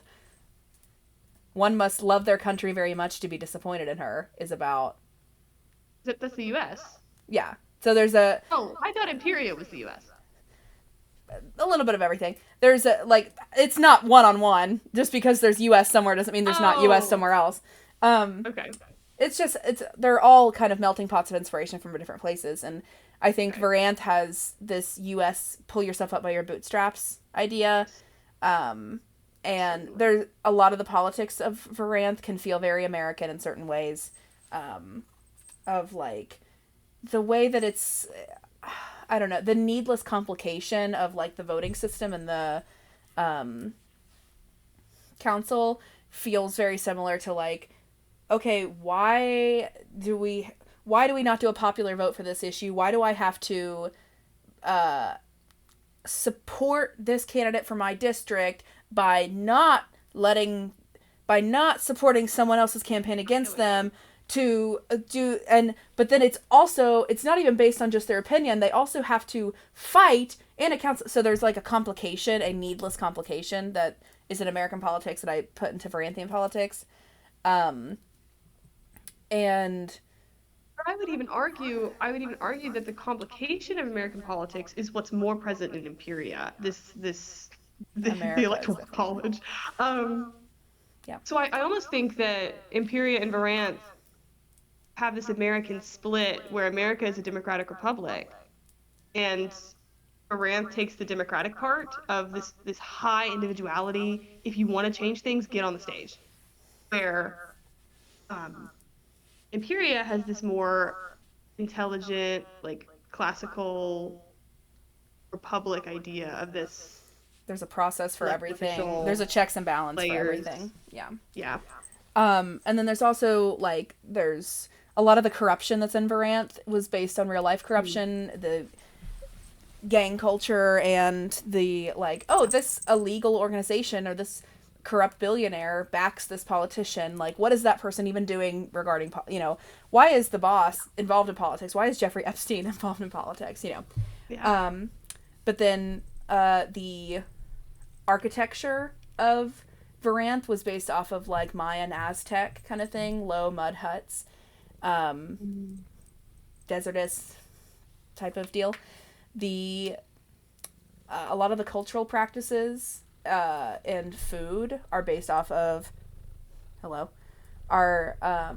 South Asian countries. So like you'll notice Patrick Palimpsest sits on the floor when he eats, and he asks you guys to take off your shoes, that kind of thing. Multi-generational homes are pretty common, all these different things. But then there's also obviously a fantastical element in there's carriages and magic beings and stuff. Teleportation circles. But then Imperia was certainly America in a political sense with the checks and balances, and we have to do a lot of talking before we can actually act on anything and all these things. England for the people, the snootiness, the elitism of the people. And for some reason the American South for the dialect. Huh? Yeah. The but American South for the dialect.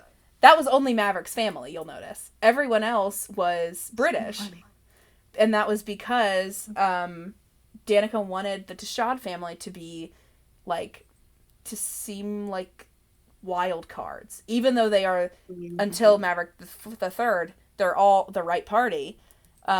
He wanted them to still be like, the rest of Imperia's looking at them like,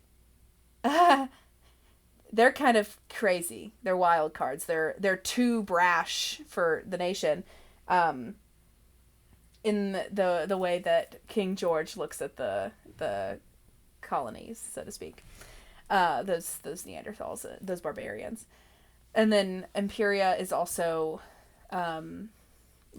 Japanese, Chinese, and architecture, with all these monastery style buildings and that kind of thing. And I think they're culturally pretty British. Yeah. But that was a random side question. That sort of kind of, we mentioned Patrick. Talk to me about Patrick Palimpsest and his creation and how much you love him. I love Patrick Palimpsest. I don't remember creating Patrick Palimpsest. I know he was in my session 0, but I think we created him during session 0. I think we said, okay, where does she live? And I said, she probably has like a tiny little loft apartment above like a store. And I don't know, Yeah. we just got to this idea of she needs to live above a fantasy office depot. And you said palimpsest is a cool paper fantasy word. And so we came up with Patrick Palimpsest. Which, do you know what palimpsest means? Because it's nothing to do with No, paper.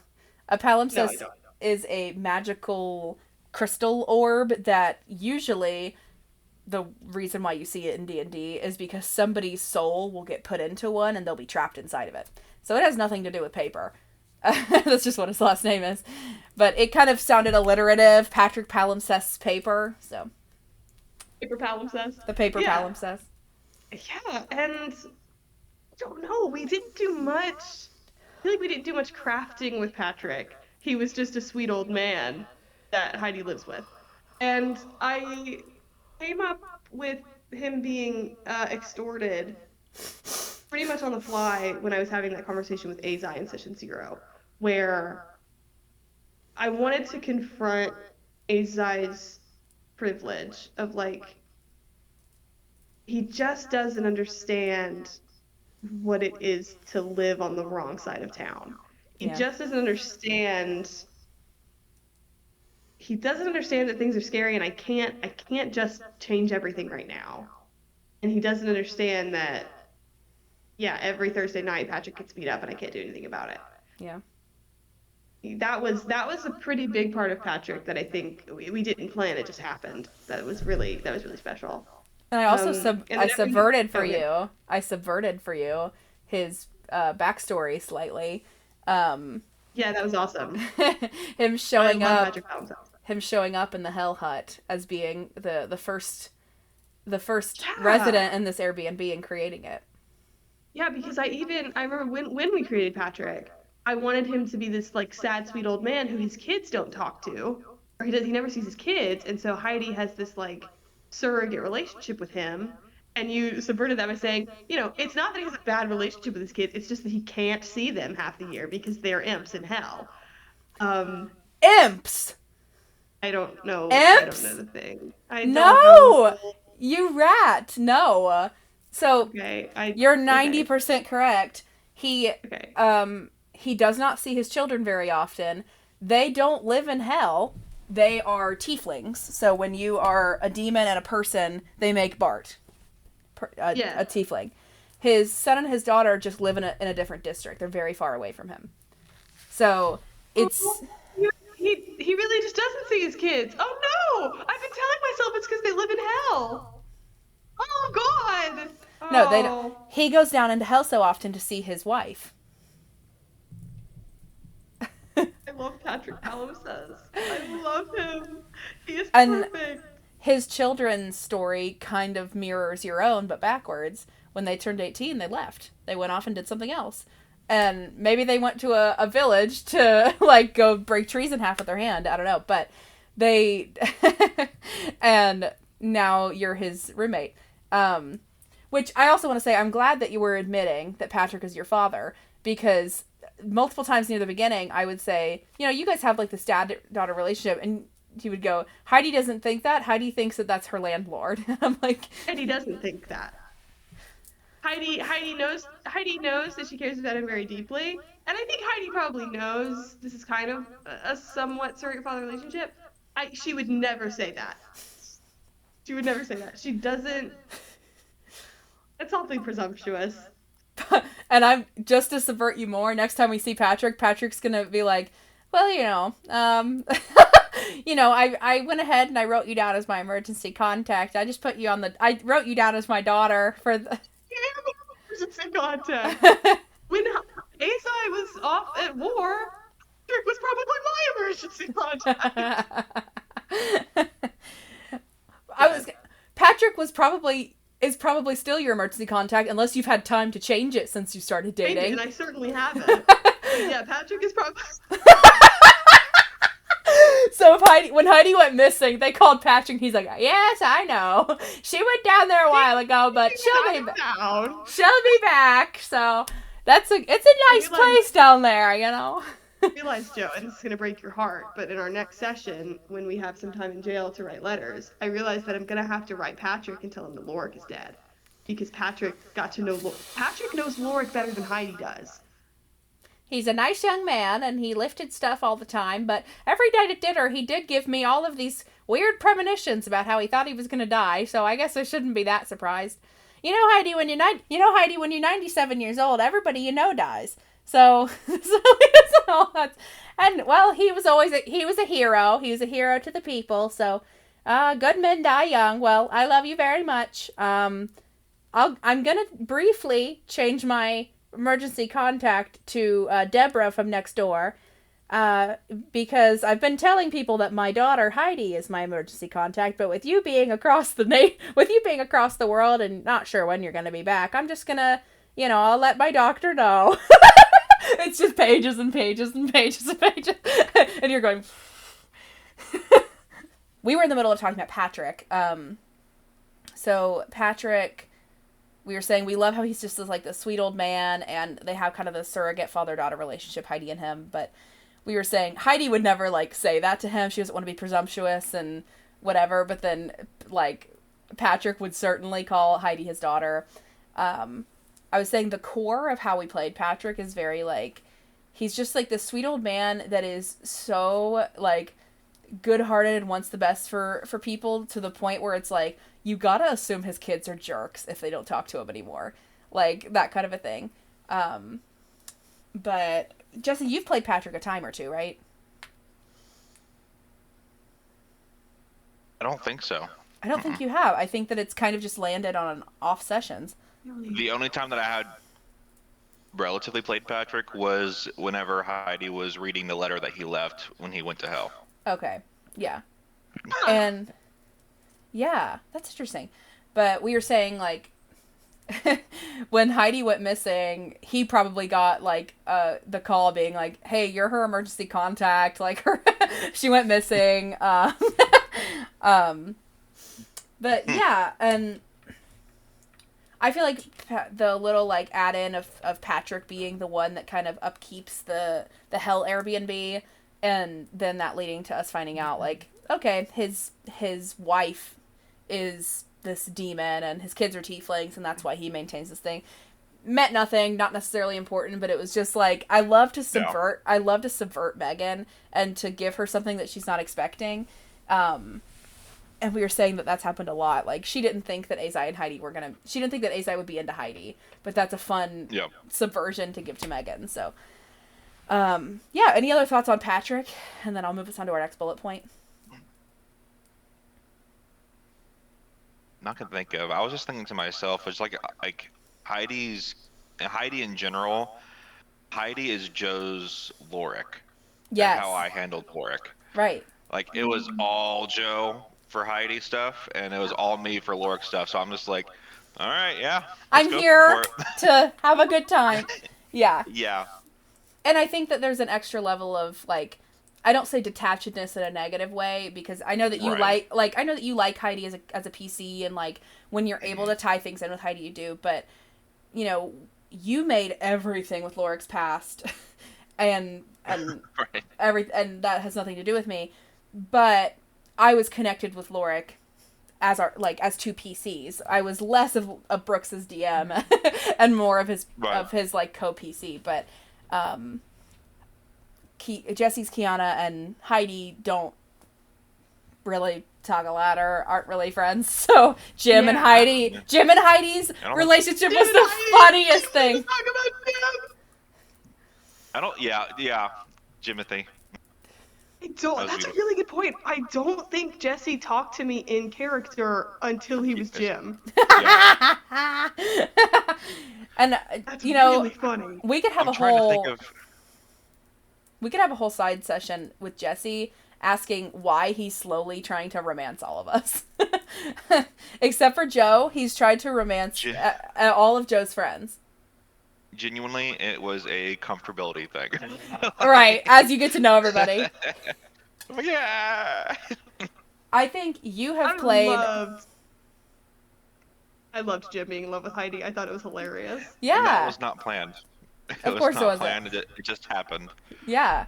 And I think, like, so Jesse, you've played Jim, who was in love with Heidi, and then you've played one of Megan's favorite Azai scenes with the, like, okay, well, bye, guy, you know, like, doing that, like, morning, that weird, awkward morning before he left. He did the Hannah Montana look back around his house before he left. Oh my God. I thought it was the best thing in the world. And then did you play Bart's romantic interest at all during the campaign, Jesse? Bart's romantic interest? Other than, like, Bart has only... he had a vision wife, and he had he's had many fans be in love with him, but I can't remember if I played or if I just talked about the love interest. I think you just talked about her, but yeah. And then you have not.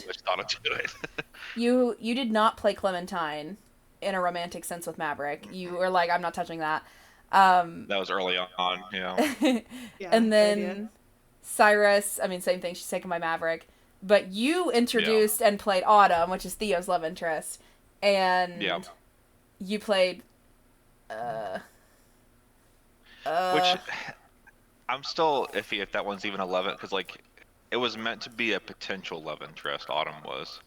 I think Abby wants it to be, but like she's also she's so busy right now. For sure. Yeah, she's being Monk Jesus. She's being Monk Jesus. Time. If you guys watched her side session, they were more romantic in that one. Yeah. So, but yeah, that was very fun. And then Brooks has played your love interest, so you're almost there, bro. Don't worry. Almost there. But yeah, so Jim and Heidi, that was a fun connection. And I like how Heidi handled that with such, like, she really didn't want to hurt Jim. Yeah. Absolutely. He was an amnesiac old man. And I keep forgetting he's old, too. He's so old. Yeah, and that, we're talking about Azai's house, sort of kind of segues into the next bullet point that I have is talk about the domesticity, this, like, senator's wife vibes, this being at Azai's house, running his house, up until, like, he's shot, and then you go and hang out with him, spend the night with him in the hospital. Like, there's a lot of domesticity that happens after we leave hell, and Heidi's caught up that, hey, we said that we loved each other. Like, talk about, I guess, Heidi's mindset, but also just that little era of domesticity that we hit between hell and when we leave Azai behind. Yeah, I think it goes hand in hand with what we were talking about earlier, with this idea of Heidi and Azai, because they've been best friends for so very long, this transition into a romantic relationship goes very quickly. They go on one date and then she's running his house. Like, that's just what she does. I don't know. I think it feels very right to Heidi to be helping him in that sense. I don't think she's willing.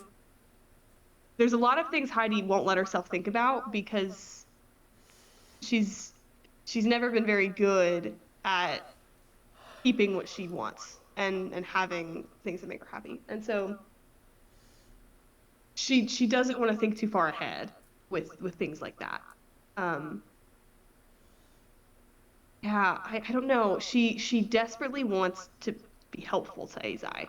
And we've talked about that as well, where Heidi and Azai live this constant, every day I'm going to get up and I'm going to pay him back and he's going to pay me back. And it's just this constant, this immense trust in one another that you can just keep doing things for each other and you know that it will be worth it and that it will be taken to its fullest potential. This idea that if she helps him in school and he helps her get into this job, then she can help him while he goes and saves the world. She's very happy with that. And that's not only with Azai, it's just she knows she'd be good at it. and she is. And so she wants to do the things she's good at for a good reason. And So I think that's all felt very good. you have a very Pepper Potts Tony Stark relationship in Yeah. the way of like Yeah. Pepper is equally as capable and smart and intelligent as Tony, just in a very different way. He's all about mechanics and tech, and she's all about people and marketing and the stuff. And you have a conversation similar to that with Kala, with his housemaid, his house manager or whatever. Cora? Kala. Sorry, I'm thinking about Joe. Kala. I'm thinking about Josie. I'm sorry. That's her wife in Withering. Oh yeah. Cora. Kamala. Harris. We were talking, Jesse, earlier. I'm sorry. I'll come back to Cora in a second. Jesse, have you seen the video of Mom Donnie meeting Trump? The like weird interview where they're like acting all buddy. Where Mom Donnie looks visibly uncomfortable and Trump's going, "Sexy man, hottest man I've ever seen. He's so beautiful," for like 30 minutes and kicking his feet. And I said that was Ignatius and Azai. Right. Where Ignatius is going, "He's a very pretty guy. I get what you see in him. I want him dead." And Azai's going, Right. I hate him so much. Heidi, please don't make me go sit with him. No, anyway, so Cora had this conversation with you about, since you had been running the house for a little bit, and she was coming to you to ask you questions about, like, what do you want me to do with this? And should I go ahead and turn down all the beds? And, like, whatever, like, these random house questions. She asked you something, and I don't remember what it was, but she asked you something that prompted this conversation. I also don't remember what prompted it. She comes with his papers and says, "Hey, there's a lot of like insurance property disputes, like lawsuits, piling up. and insurance I don't know if things." you wanted to take a look at those. Yeah. And she does. She goes, "Yeah, I can do that. It's fine. I don't have anything else to do, and he's kind of busy. So yeah, yeah. And I don't know. I think that's it. I think she asked you something about, like, so it seems like you two are very serious. I don't know. It was some question about your relationship, and Heidi was just like, yes, but I can't think about me, like, running his house, and, like, but, you know, she said something about, like, something about his parents, and how his mother was very good at doing the senator's wife thing, and his dad has a lot of the same flaws that Azai does. Yeah.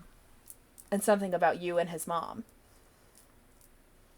Yeah, and we talked about Azai being a boy. Yeah. His Cora's been there the whole time. Mm-hmm. Oh god, that was really good. I need to rewatch that. I forgot about that. Yeah, I don't know. Yeah, just this sort of recognition of this feels like this is where you need to be and that you need to be working together. Yeah. What was the sentence that Heidi said about, Cora told me about when you were a boy, and I hope you feel how I felt then? Because he sent you a letter. Azai sent you a letter where he was like, "Babe, I feel so bad about myself right now. I just feel like a loser and like I suck. Like, can you just compliment me or something? I don't know." Do you remember what I'm talking about? Hold on. I wrote a really good. Do you remember what I'm talking about? I wrote a really good letter. Megan? What? Do you remember the letter that I'm talking about from Azai to you? Yes, I found it. Oh. I actually didn't get to write it because I remember saying later, "Oh, I meant to talk about being a boy." But yeah, it was something as like, "I hope you felt." Read me the letter. The pride I felt. What? Read me the letter that you sent to him. I don't want to. Please. The best line was I lost it again. Wait. Yeah. Yeah, it's opening about you are so good, you're good and you do is right, and I'm very proud of you. And I meant to add something about, me and Cora talked about how you've always been this way.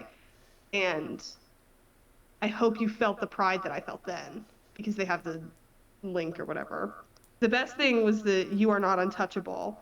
And thank the fates for that, because how else could I put my arms around you? I love you, Heidi. And that was really good, because we had this conversation about how Azai is not Iron Man. So we both both Heidi and Azai have this flaw of thinking that he's Iron Man and that nothing will ever happen to him. Yeah. And then he got shot. Then he got shot. And then Jesse ushers in with this beautiful opportunity for you to sleep by his hospital bedside and not leave until that next morning. Yeah. Did you think Azai was in any danger of actually dying?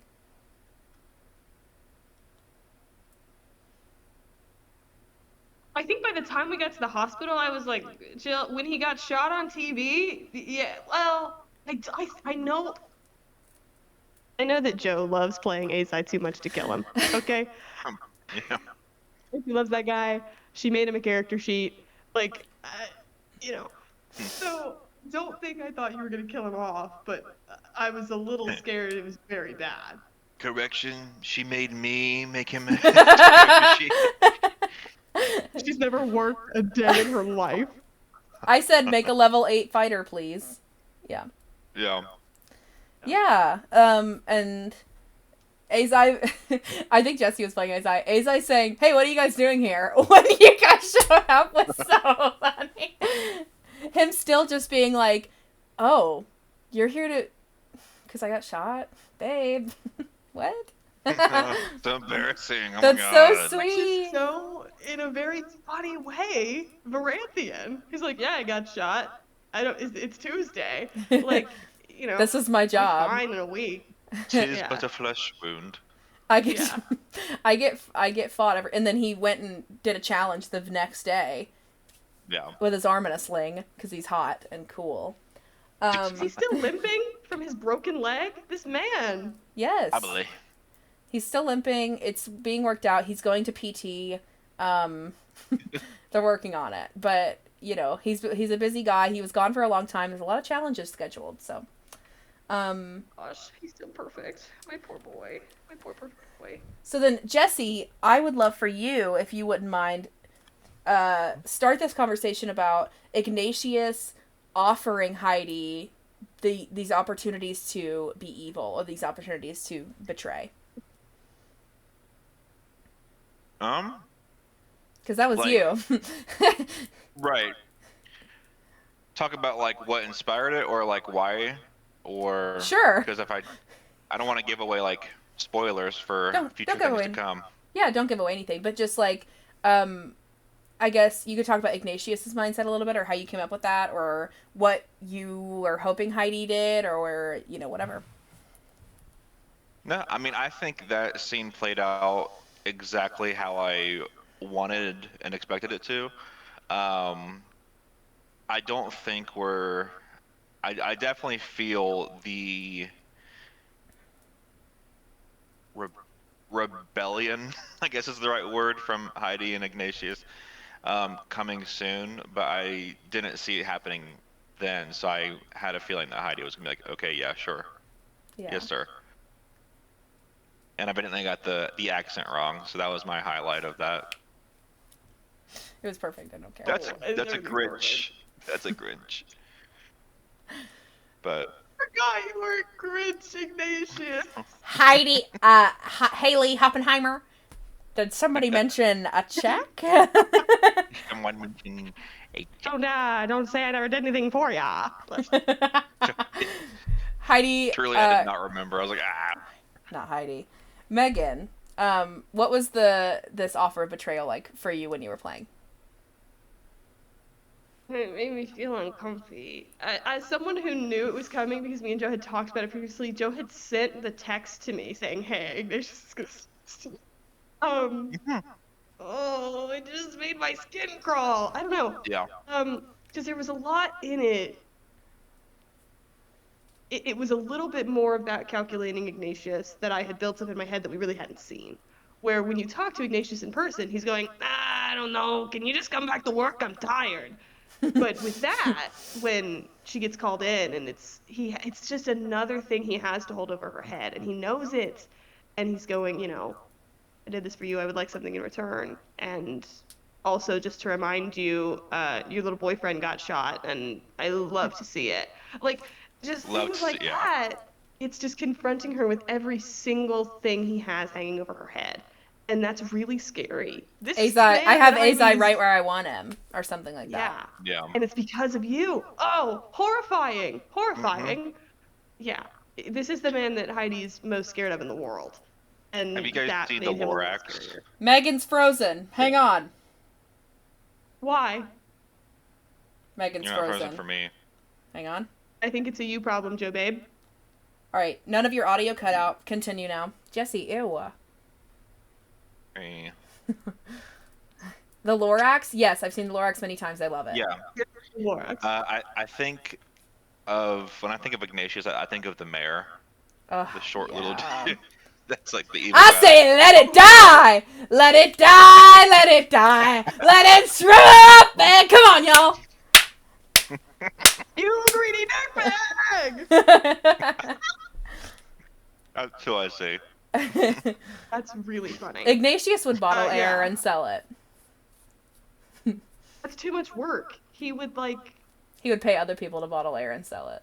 he would pay other people to do it and then remind you that it's because of him that you have oxygen. Yeah. Right. Just a Yeah. horrid man. Yeah, so we'll Short see king. if Heidi ends up coming up with some dirt to give back to him or not, or if she's going to resist the temptation to do what the scary man tells her to do. Literally, nobody's been doing anything, Ignatius. We I don't know. We got out of Azai's house and we got zapped to a beach. Yeah. We're just really chill. Pretty much. Nothing's happening. That's it. You know, if you wanted to be like super evil, you could weaponize Loric's death and give him something about that. I've been trying to think about how I could weaponize Loric's death. I don't know how. Yeah, I mean, if you I like, did this. no, like who does he hate most in the Envoy? He hates Azai. He hates Maverick. He would like something bad about revealing that Cyrus is the executioner. He can't prove it. I know that Cyrus is the executioner. I just can't prove it. And okay, didn't laugh. That's fine. Didn't get that reference. Gonna store that one away. Won't say that again. Anyway, I'll send you guys the picture after. It's fine. Yeah. So like, is there any way that you can make Loric's death Maverick's fault, or say that Cyrus is the executioner and she did a hit on Loric, or I don't know. If you hate Kiana, you want to blame Kiana, say that it's Kiana's fault. I don't think Heidi will tell Ignatius anything that is untrue. She promised Maverick when she got on the Envoy that she would never lie. And I don't think she will. So I think whatever she comes up with to tell Ignatius, it will certainly be... She'll have to twist something, but it won't be false. She won't make it up. She won't say Maverick killed him. Yeah. She won't say Cyrus shot him and she's the executioner. Like, I don't know. Yeah. It would be if I were to weaponize Loric's death, it would be something like, you know, this Envoy doesn't know what they're doing. They don't know what they're dealing with. We should probably let Varans just march in there with guns ablazing and they should take care of it. Like, I don't know. I don't know. It would be something if I used Loric's death, I think, like that. I don't think she would make it up. Yeah. I almost died, Ignatius. It was pretty scary. They tried to kill me. I was rolling, man. They tried to kill me because I was Varanthian. They hate Varanthians there. Yeah. There's already a rumor about Maverick and Imperia, so I could probably do that. Yeah, that's true. I mean, you saw Maverick carrying Loric's body into the ocean. That scene isolated by itself might be rude. Who knows? Whatever. But yeah, to be determined on if Heidi tells him anything at all, or when she does, or what she tells him. But I hate that guy. the temptation of like I could get a seat with Heidi with Haley Hoppenheimer on it might be just a little too tempting. We'll see. And then this is more about me. That I am very interested in this journey that Heidi and Laika's friendship has taken, because I think that the difference in lifespan has a little bit to do with it. That Laika has rapidly grown up. And when Heidi and Laika met, she was still quite young and immature. And even just in the few months that it's been, and especially missing 4 months of Laika's life as she was up on the surface, it is very similar, or like where I think Laika was expecting that to pick up right where it left off. And to say like, okay, great. Well, I'm a big girl now. So I'm sure that me and Heidi will continue. Well, now, instead of me kind of looking up to her, we can be best friends. And it seems like there's a lot that Joe and Laika did not expect that Heidi and Laika don't see eye to eye on. And we have, that has not been our experience. Talk about that a little bit. I love Laika and Heidi. They freak me out in all the best ways. So I would say that Laika and Heidi's friendship as like a possibility really starts in hell. And that has its own complications because Heidi doesn't remember it. And so Heidi has written down in her book, and she can read, here's what everyone's visions were. But she can't remember that her and Laika were the first to wake up. And that there's this beautiful moment of, we can share this idea that both of us feel like we never get what we want. And so I think there's that deep similarity there that Heidi doesn't remember sharing. And so already they're on different playing fields because Laika remembers this. It remembers this wonderful moment, and Heidi doesn't. I think Heidi still has the feeling, but she can't understand it. And then it's at Azai's house where Laika comes in and says, I want to be exactly like you. And that is something Heidi can't comprehend. Heidi doesn't understand why anyone would want to be like her. And then that's also the session where Laika goes a bit crazy. Heidi's having to go, okay, maybe we don't do that right now. Ha ha ha. Something seems to have happened to you recently, and I don't think you're thinking straight. Maybe you just cruise for a while, and you think about that before you, put yourself up for matrimony. Maybe.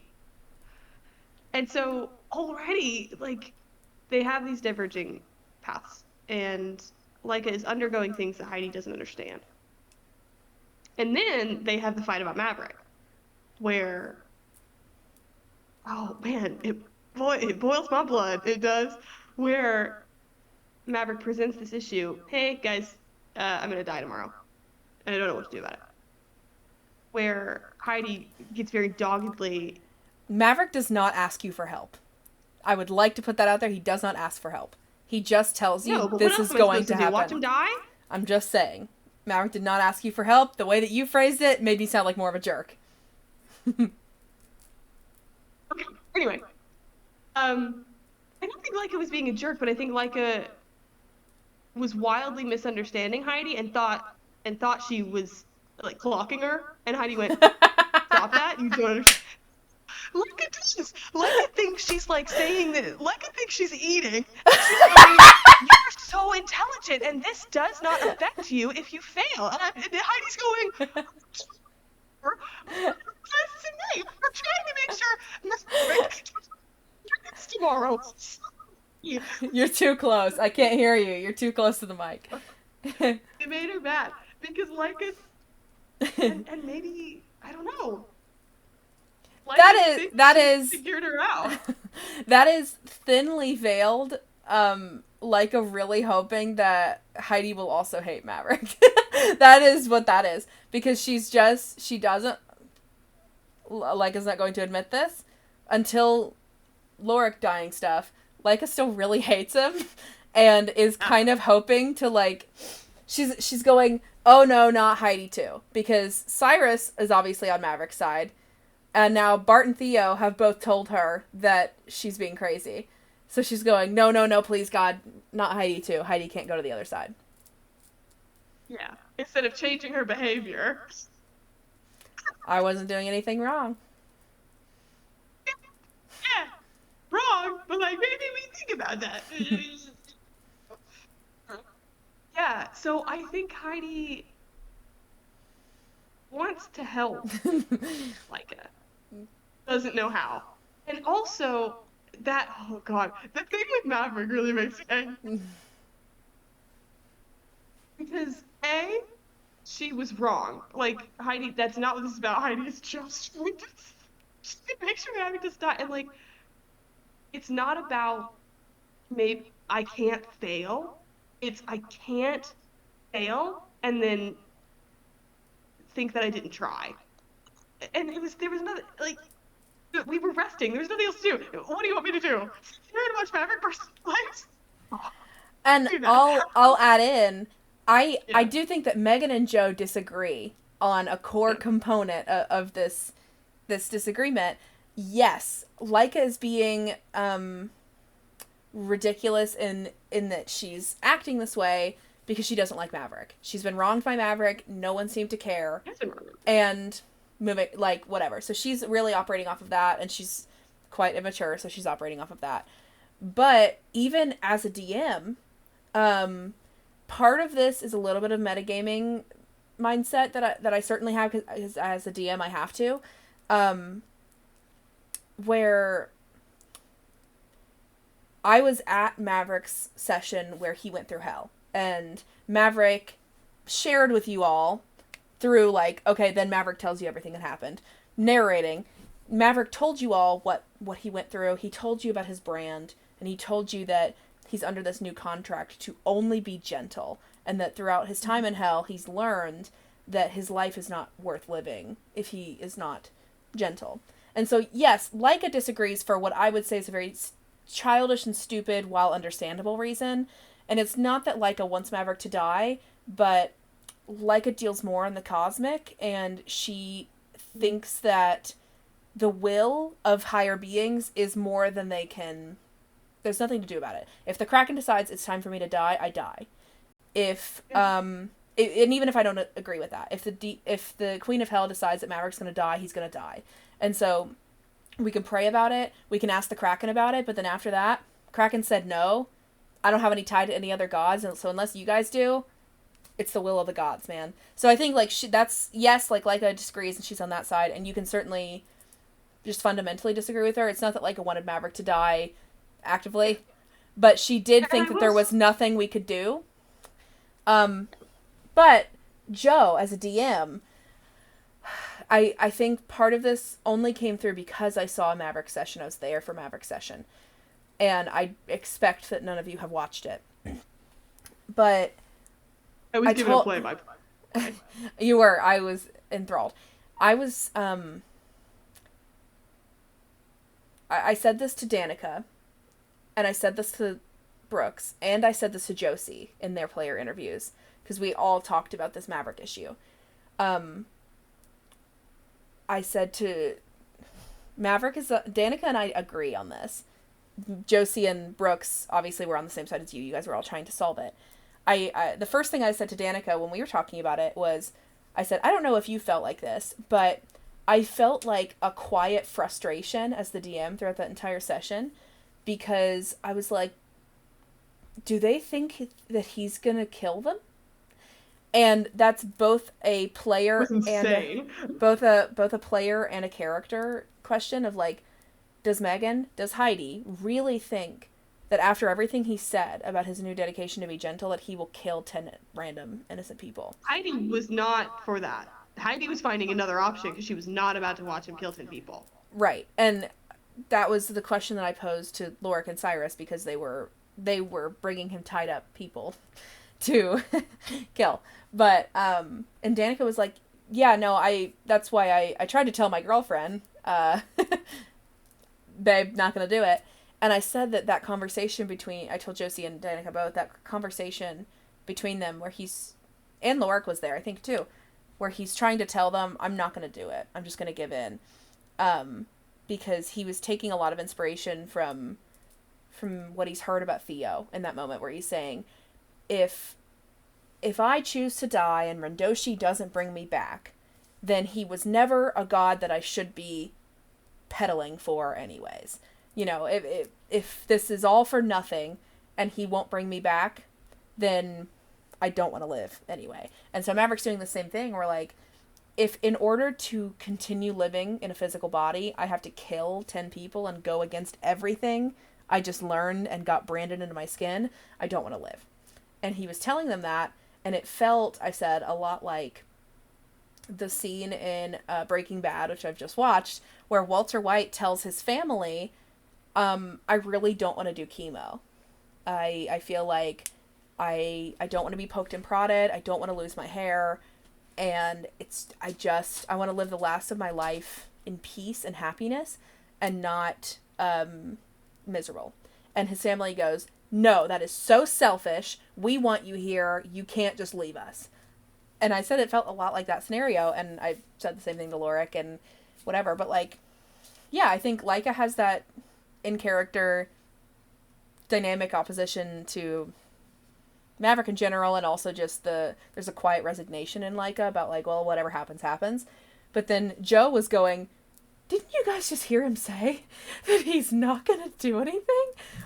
Like, that he will not kill 10 people because he's just sworn to be gentle. Like, let him die in honor, at least. And I didn't quite know how I was going to get Maverick out of that, but I knew it wasn't going to be, it would be so narratively unsatisfying for him to kill 10 people. I never thought Maverick was going to kill 10 people, and both Megan and Heidi were horrified by that notion. One of my favorite scenes in that session is when Maverick is explaining that, and then Lorik and Cyrus go get 10 people. Aza, do you know where the jails are? Heidi and Aza are sitting at the table holding hands going, you can't do that. I don't care. And, like, someone for, like, said, people on death row. We just don't want to kill good people. And Heidi's going, who told you get to decide who's good and bad? It's a very good session. That's the first one me and Brooks played in the same room. Oh, it's yeah. incredible. Yeah. So you guys were very big. TV. Yeah, and Danica and I kept giving each other looks and texting back and forth and going, wow, Lorik and Cyrus think I'm going to do this. And freaking me out. There was a quiet frustration towards Heidi trying to find a loophole, just because metagame knowledge, I know there isn't one. I made the contract with Jesse. Yeah. There wasn't a secret, you know, and we had to kind of come up with this very interesting thing where Hugh prays to the Kraken, and the Kraken does it, which opens up a whole new thing for Laika, obviously, of like, okay, so I asked and you said no, and you know, and Megan and I had a lot of great conversations about that too. But you're Cain. Isn't that sad? Isn't that sad? It's not because he doesn't want turnips. It's because you were not. Your heart wasn't in the turnips. You didn't want him to save Maverick. He didn't want Maverick to die, but you didn't care. And like Kiana, Laika, has every reason to be mad at Maverick. Yeah. I don't think Megan or Heidi was ever mad at Laika for not wanting to help, but she was angered by this suggestion that Heidi shouldn't help. She's going, what am I gonna do? Yeah. Maverick promised to look after me, like we all look after each other. I won't sit here and do nothing. Yeah. So that was. And Laika went on a wild individualistic streak from the moment that her and Lorik were alone after Hell until he died. She was on this, like, it's me and Lorik versus the world, everybody else hates us. But yeah, and I think that... Why did they hate us? Because I'm being bad girl. She was being a bad girl. She doesn't hate Laika. I know. She doesn't hate Laika. But she doesn't know what to do with Laika. She doesn't, like, if Laika, like, Heidi doesn't know what to say. And it's the suggestion that she was too emotionally invested in helping Maverick, that this was about, I know you're very smart, and this won't change that. This shouldn't upset you, is earnestly offensive to Heidi, because Heidi has lived her whole life in Varanth with the man killers, being taught and learning and having this sort of safety mechanism where emotion is not bad, but you probably shouldn't do it out loud. Like, probably not the best thing to do. So she's not emotionally intelligent for a lot of reasons. And so she wants to be kind to Leica and she wants to help Leica, like she wants to help everyone. She wants them all to work together to this big great thing. Um, because it's going to help this nation and and do something good. She's not very good at the nitty-gritty Yeah. of the in-between. And then we Yeah. we leave there. We have this big Tandem Arcanum reveal, which is great news for the plot hounds, you and Theo. And then we find out, this governor's actually against us. We're kind of thinking about what are we going to do about that, and then your boyfriend's shot. So, putting that on the back burner for a moment, let's go back to the Capitol. Azai's, he'll be okay. And then the question remains. Obviously, you decide you're not going to tell Azai too much. You don't want him to be in trouble. He gets that. And, I mean, again, Leica is off on her own, trying to keep Lorik off on his own, too. And Halloween party, but you're gone, so you're watching Azai's challenge and talking to Ignatius. And then we're zapped to Abyssalian. Over the course of, 3 hours, the next 4 sessions happen, which is this battle on the beach, and then Lorik turning, and then Lorik dying. And we've had several conversations, Megan and Joe, about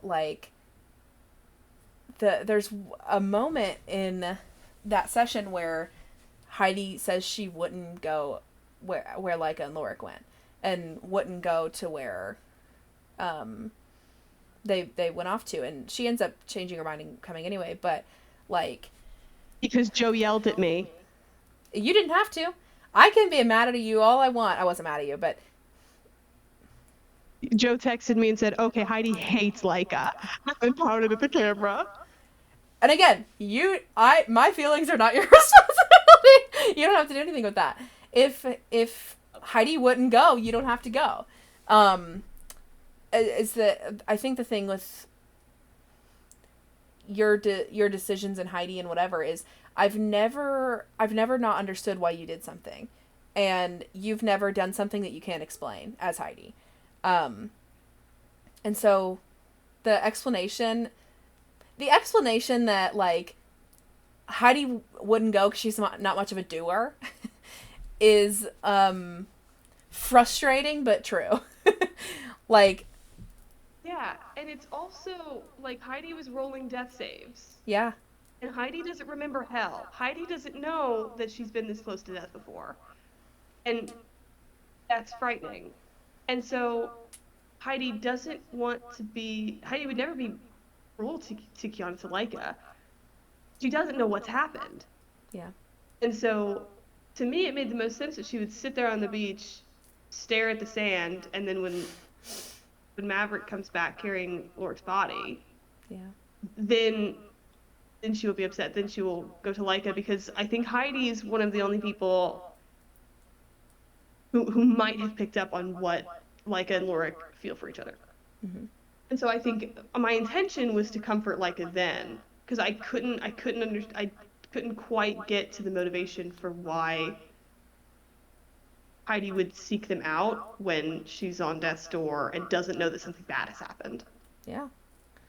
And I know that might be upsetting to Leica, and that's fine. Hope Leica doesn't care. Leica's gonna kill herself. The last thing that Theo said about Leica, I hope sticks when we come back. She said, Theo's really mad at Leica right now, or Theo's really mad at Kiana right now. She's been super individualistic for a very long time, and she just did something very selfish, which is teleport her and Lorik far away. And I did. Absolutely I did. And if you remember the sobs, she immediately regrets that. But not because she left her friends in the danger, in the path of a bloodthirsty pirate. Yeah. And honestly, the thought process of oh, if me and Lorik go this way, the pirate's going to follow Lorik because that's who he wants, so then Heidi will stop the rolling death save. Not even what she was thinking about.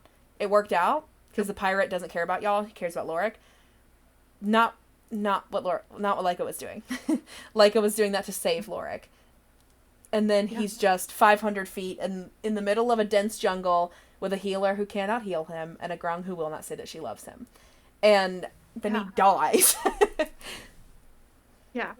And I don't know that Heidi would ever get to that point of Theo articulating it like that, but I think there's a lot of merit to that. And it's this idea, I love Leica. God, she's such a good character. I'm saying I don't think Heidi would ever articulate it that way, because I think she just expects Leica to get it. Like, because all the things that Heidi is saying and Joe is going, weird. It's just Heidi going, well, I just thought we were all working together. And Leica's over here going, no, you all hate me. And I went away. And so Heidi doesn't understand that. Heidi doesn't understand that. And Theo has really pointed it out of Leica is on this very individualistic streak and is operating somewhere different because, I don't know, Leica thinks she knows better and she might not. Yeah. Oh, I love Leica. Oh, that's fabulous. That's really good. I think Leica's thought process is just, she really came back from those 4 months when you guys got out of hell with a gung-ho team mentality that she's always had, which she's always been a pretty team player, wants everybody to get along and not fight. But then when she comes back, and you guys just got out of hell, and, you know, you're resting a little bit, and she says, hey guys, great news, today's my birthday, new year, new me. I am going to do what I've always wanted to do, because I've had 4 months to think about it. I'm going to do what I've always wanted to do, and I'm going to get married. And I'm going to go on my own path. Maybe I'll start writing poetry. Now, can I say, if not for the manic look in her eyes, I don't think she's making an insane suggestion because of the royal pipeline she's in of like, yeah, you're 3 years old now. You should be looking for a marital spouse. Now, the wild look in her eyes, opposed to a non-marital spouse. I'm gonna kill myself. Because of the manic look in her eyes and because of her sort of demeanor and how she's acting, this is a big cover up for like, hey, I think deep within I know that I have feelings for Lorik, and that isn't gonna work for a few reasons. So let's cover it up and move on and hope it doesn't come up again. And it's also, that was right after you and Hugh were separated. And so it was you saying, my brother is gone and we have lived one life forever. Like, it's just... And I went, now that my necklace is gone, thank God. Am I right? Am I right, brother? Thank God. Now that he stopped haunting me, I can get freaky. I can get me a man. Well, also, like, go for it. I was just going to say, and to Leica, you're right. Leica has had 4 months to think about that and move on. But no one else knew that was happening. So when Leica is sitting down with Heidi going, yeah, my brother was in my necklace, and he's gone now, and that's fine, and I'm new year, new me. I'm ready to go. She's going, hey, hold on. Hey. What brother? I thought your brother died when you were born. That's sort of what everyone says, and what you've said before. You know, maybe we take a minute. And it is just something, like, she has had 4 months to think about it, but she does have a manic look in her eyes. And we all just crawled out of hell. And to Heidi, who doesn't remember hell, I met Leica a week ago. And, like, Leica has also been, Kiana has been a 2-year-old to us. She is very childlike to us. So all of this talk, these things, it's just a lot all at once. And we were going, hey, slow down. And she went, why should I slow down? Yeah, and I was going to say, that's why Leica's gone on this individualistic streak, because she comes up, she says her new plan for her new life. Hey, miss you all so much. Can't wait to continue on this envoy. Just want to let you know I'm also going to put myself on the market. I had a lot of time to think about it. And more than one of you went, hey, kiddo, just kind of worried about that idea. You know, and she doesn't think she's a kid, and she thinks that it's a great idea. And she doesn't want to be told that she's wrong, because then she might have to confront the fact that she loves Lorik. So there was a lot going on there where she was just like, all of you hate me. And so she kind of she Catastrophized? is it. And is like, worst case scenario, all these people hate me. They're all on Maverick's side. They think that he was right to betray me. Yeah. But then Also, like, Jesse, it's 4 months on the surface, but like everyone else in hell, it felt like a week, maybe like a few days. So if that, yeah. yeah, like, yeah, have everyone's reactions be like, wait, put the brakes on that. Hold on a minute. Like, to them, it's only been a few days. And Laika's like, oh my god, I was so bored waiting for you guys to get out of there. Yeah. And so then that leads us to blah, blah, blah, blah, blah. Laika and Heidi have been at this weird spot for a while. And then the man she loves, who Heidi certainly clocked that she loved, dies. And Laika thinks it's her fault. Tell me about Heidi's mentality on Lorik's death in general, but then specifically how that affects a potential friendship with Laika.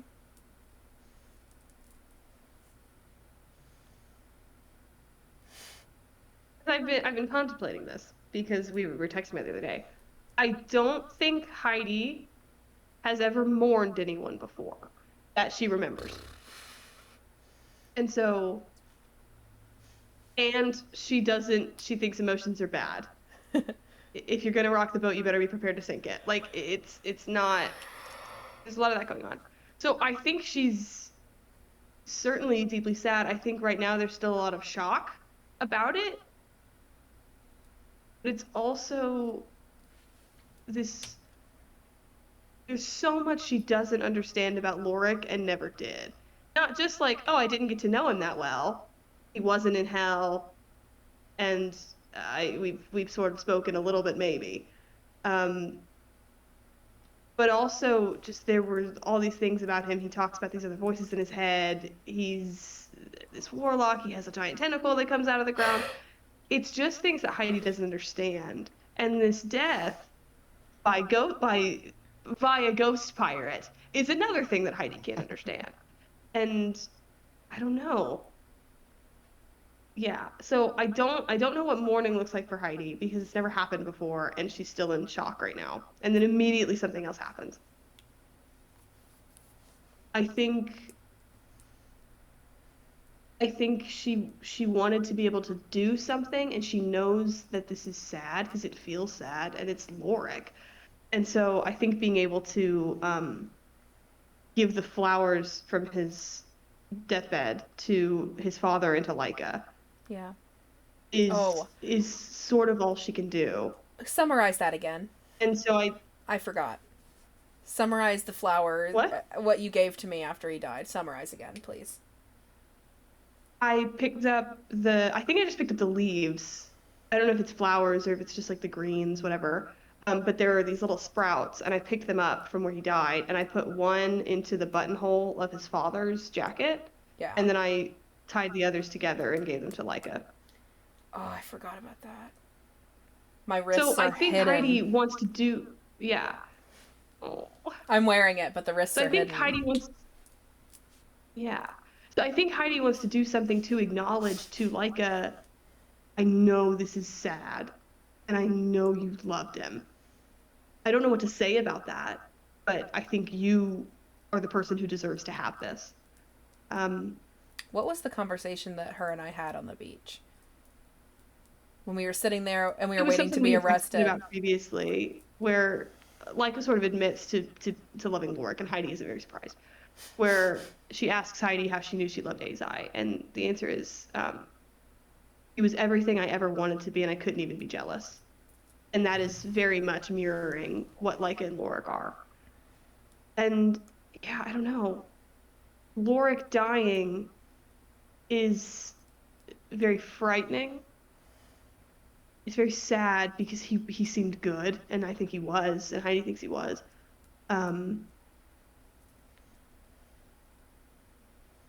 and it's very frightening, the things that she doesn't understand happen.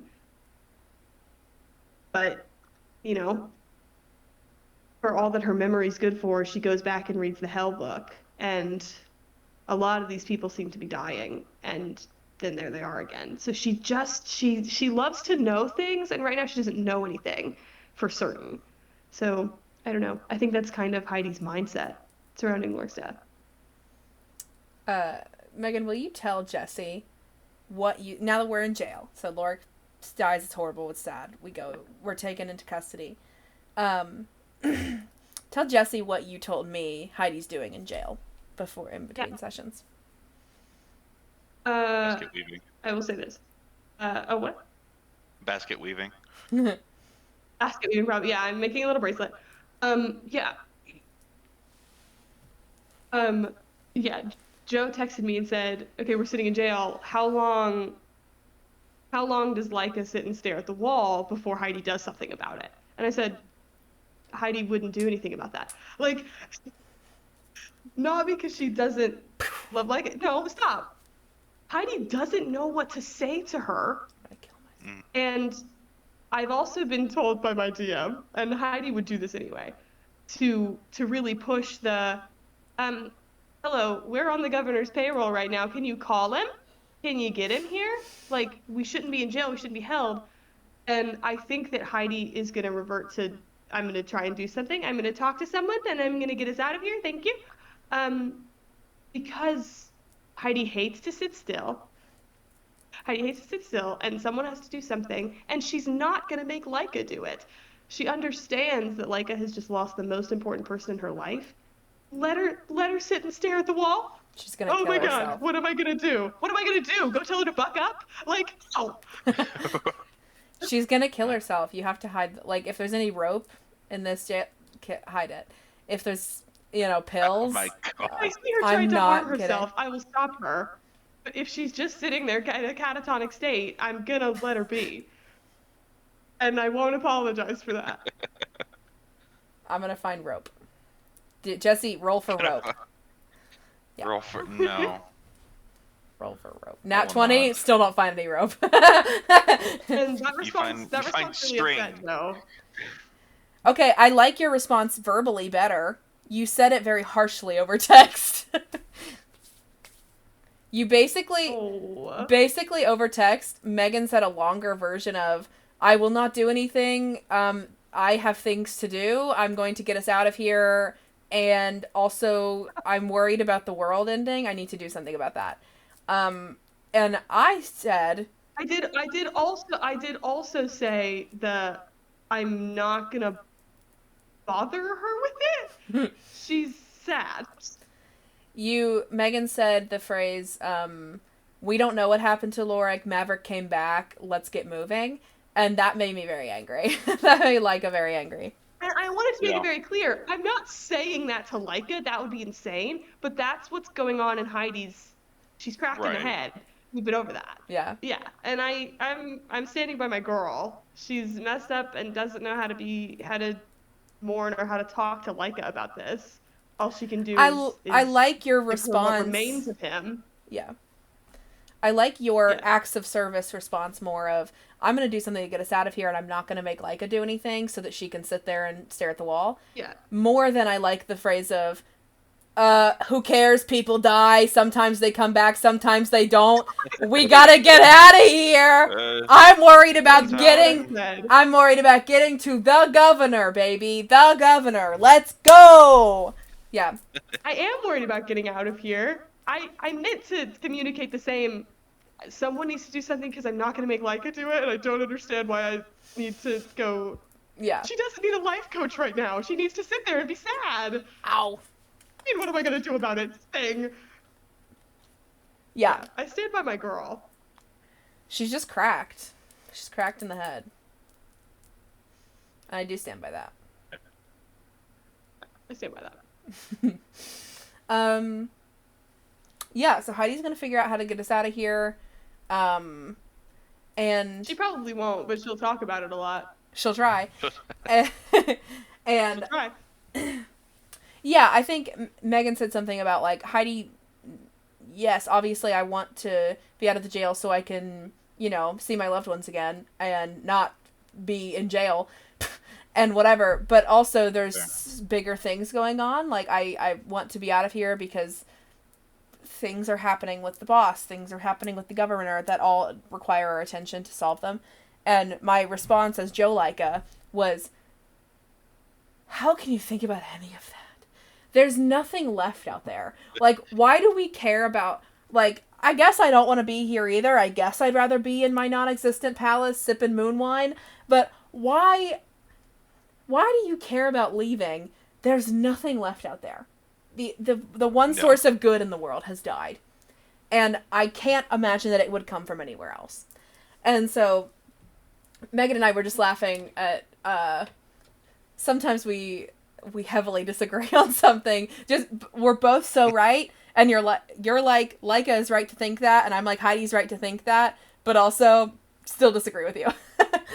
But yeah, so I'll stand by my girl. We're in jail, to be determined on exactly how successful Heidi is in any attempts that she might make to get us out of here. I have 3 rapid fire questions to end you off, unless Jesse has anything else to add. Oh, no. No, I'm good. All right. Jesse, what's your favorite part about Heidi?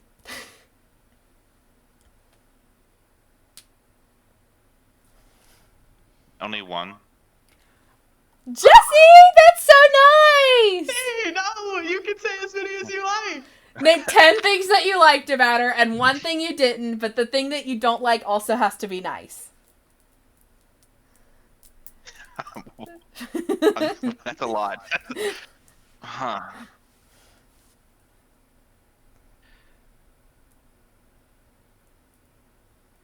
Okay, it shouldn't be this hard to think of. Yeah, no. Let him cook. Yeah. I think just the overall, like, potential that she has for, like, the character arc in general. Yeah. Like, I'm a sucker for a good character arc, and, like, you know, when you come in and, you know, for lack of better words, you're just a dork. You know, you're like you're just a dork. You know, people often, like, you know, miss you, passing glance kind of thing, but, like, Heidi has that potential. Like, she could very well be, I don't like saying this, but, like, the main character energy. Like, yeah.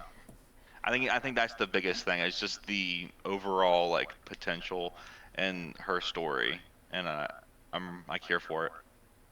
Heidi became the main character the moment that Maverick and Cyrus started fighting, which was the moment that Heidi got there.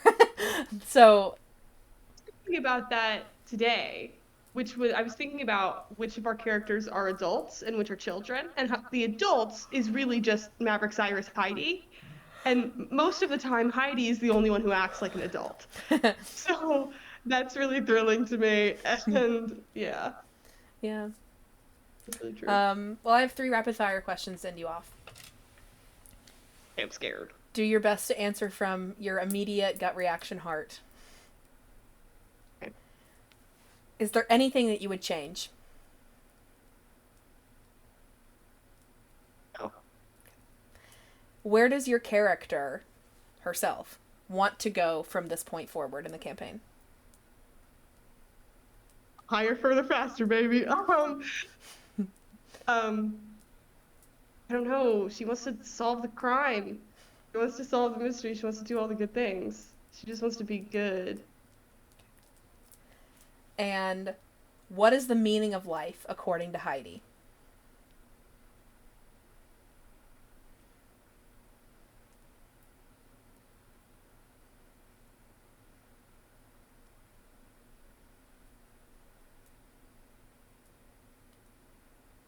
No.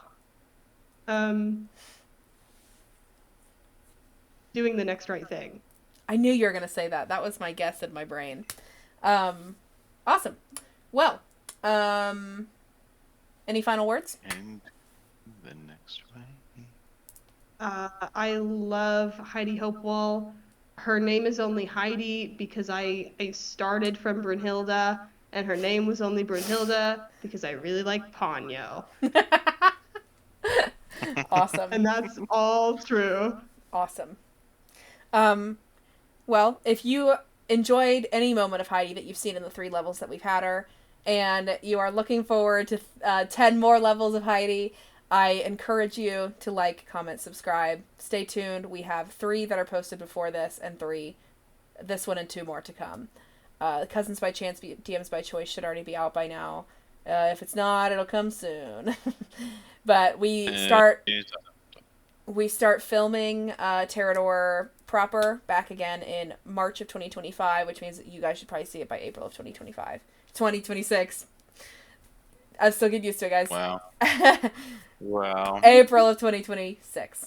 I think that's all. We'll see Heidi soon. Bye.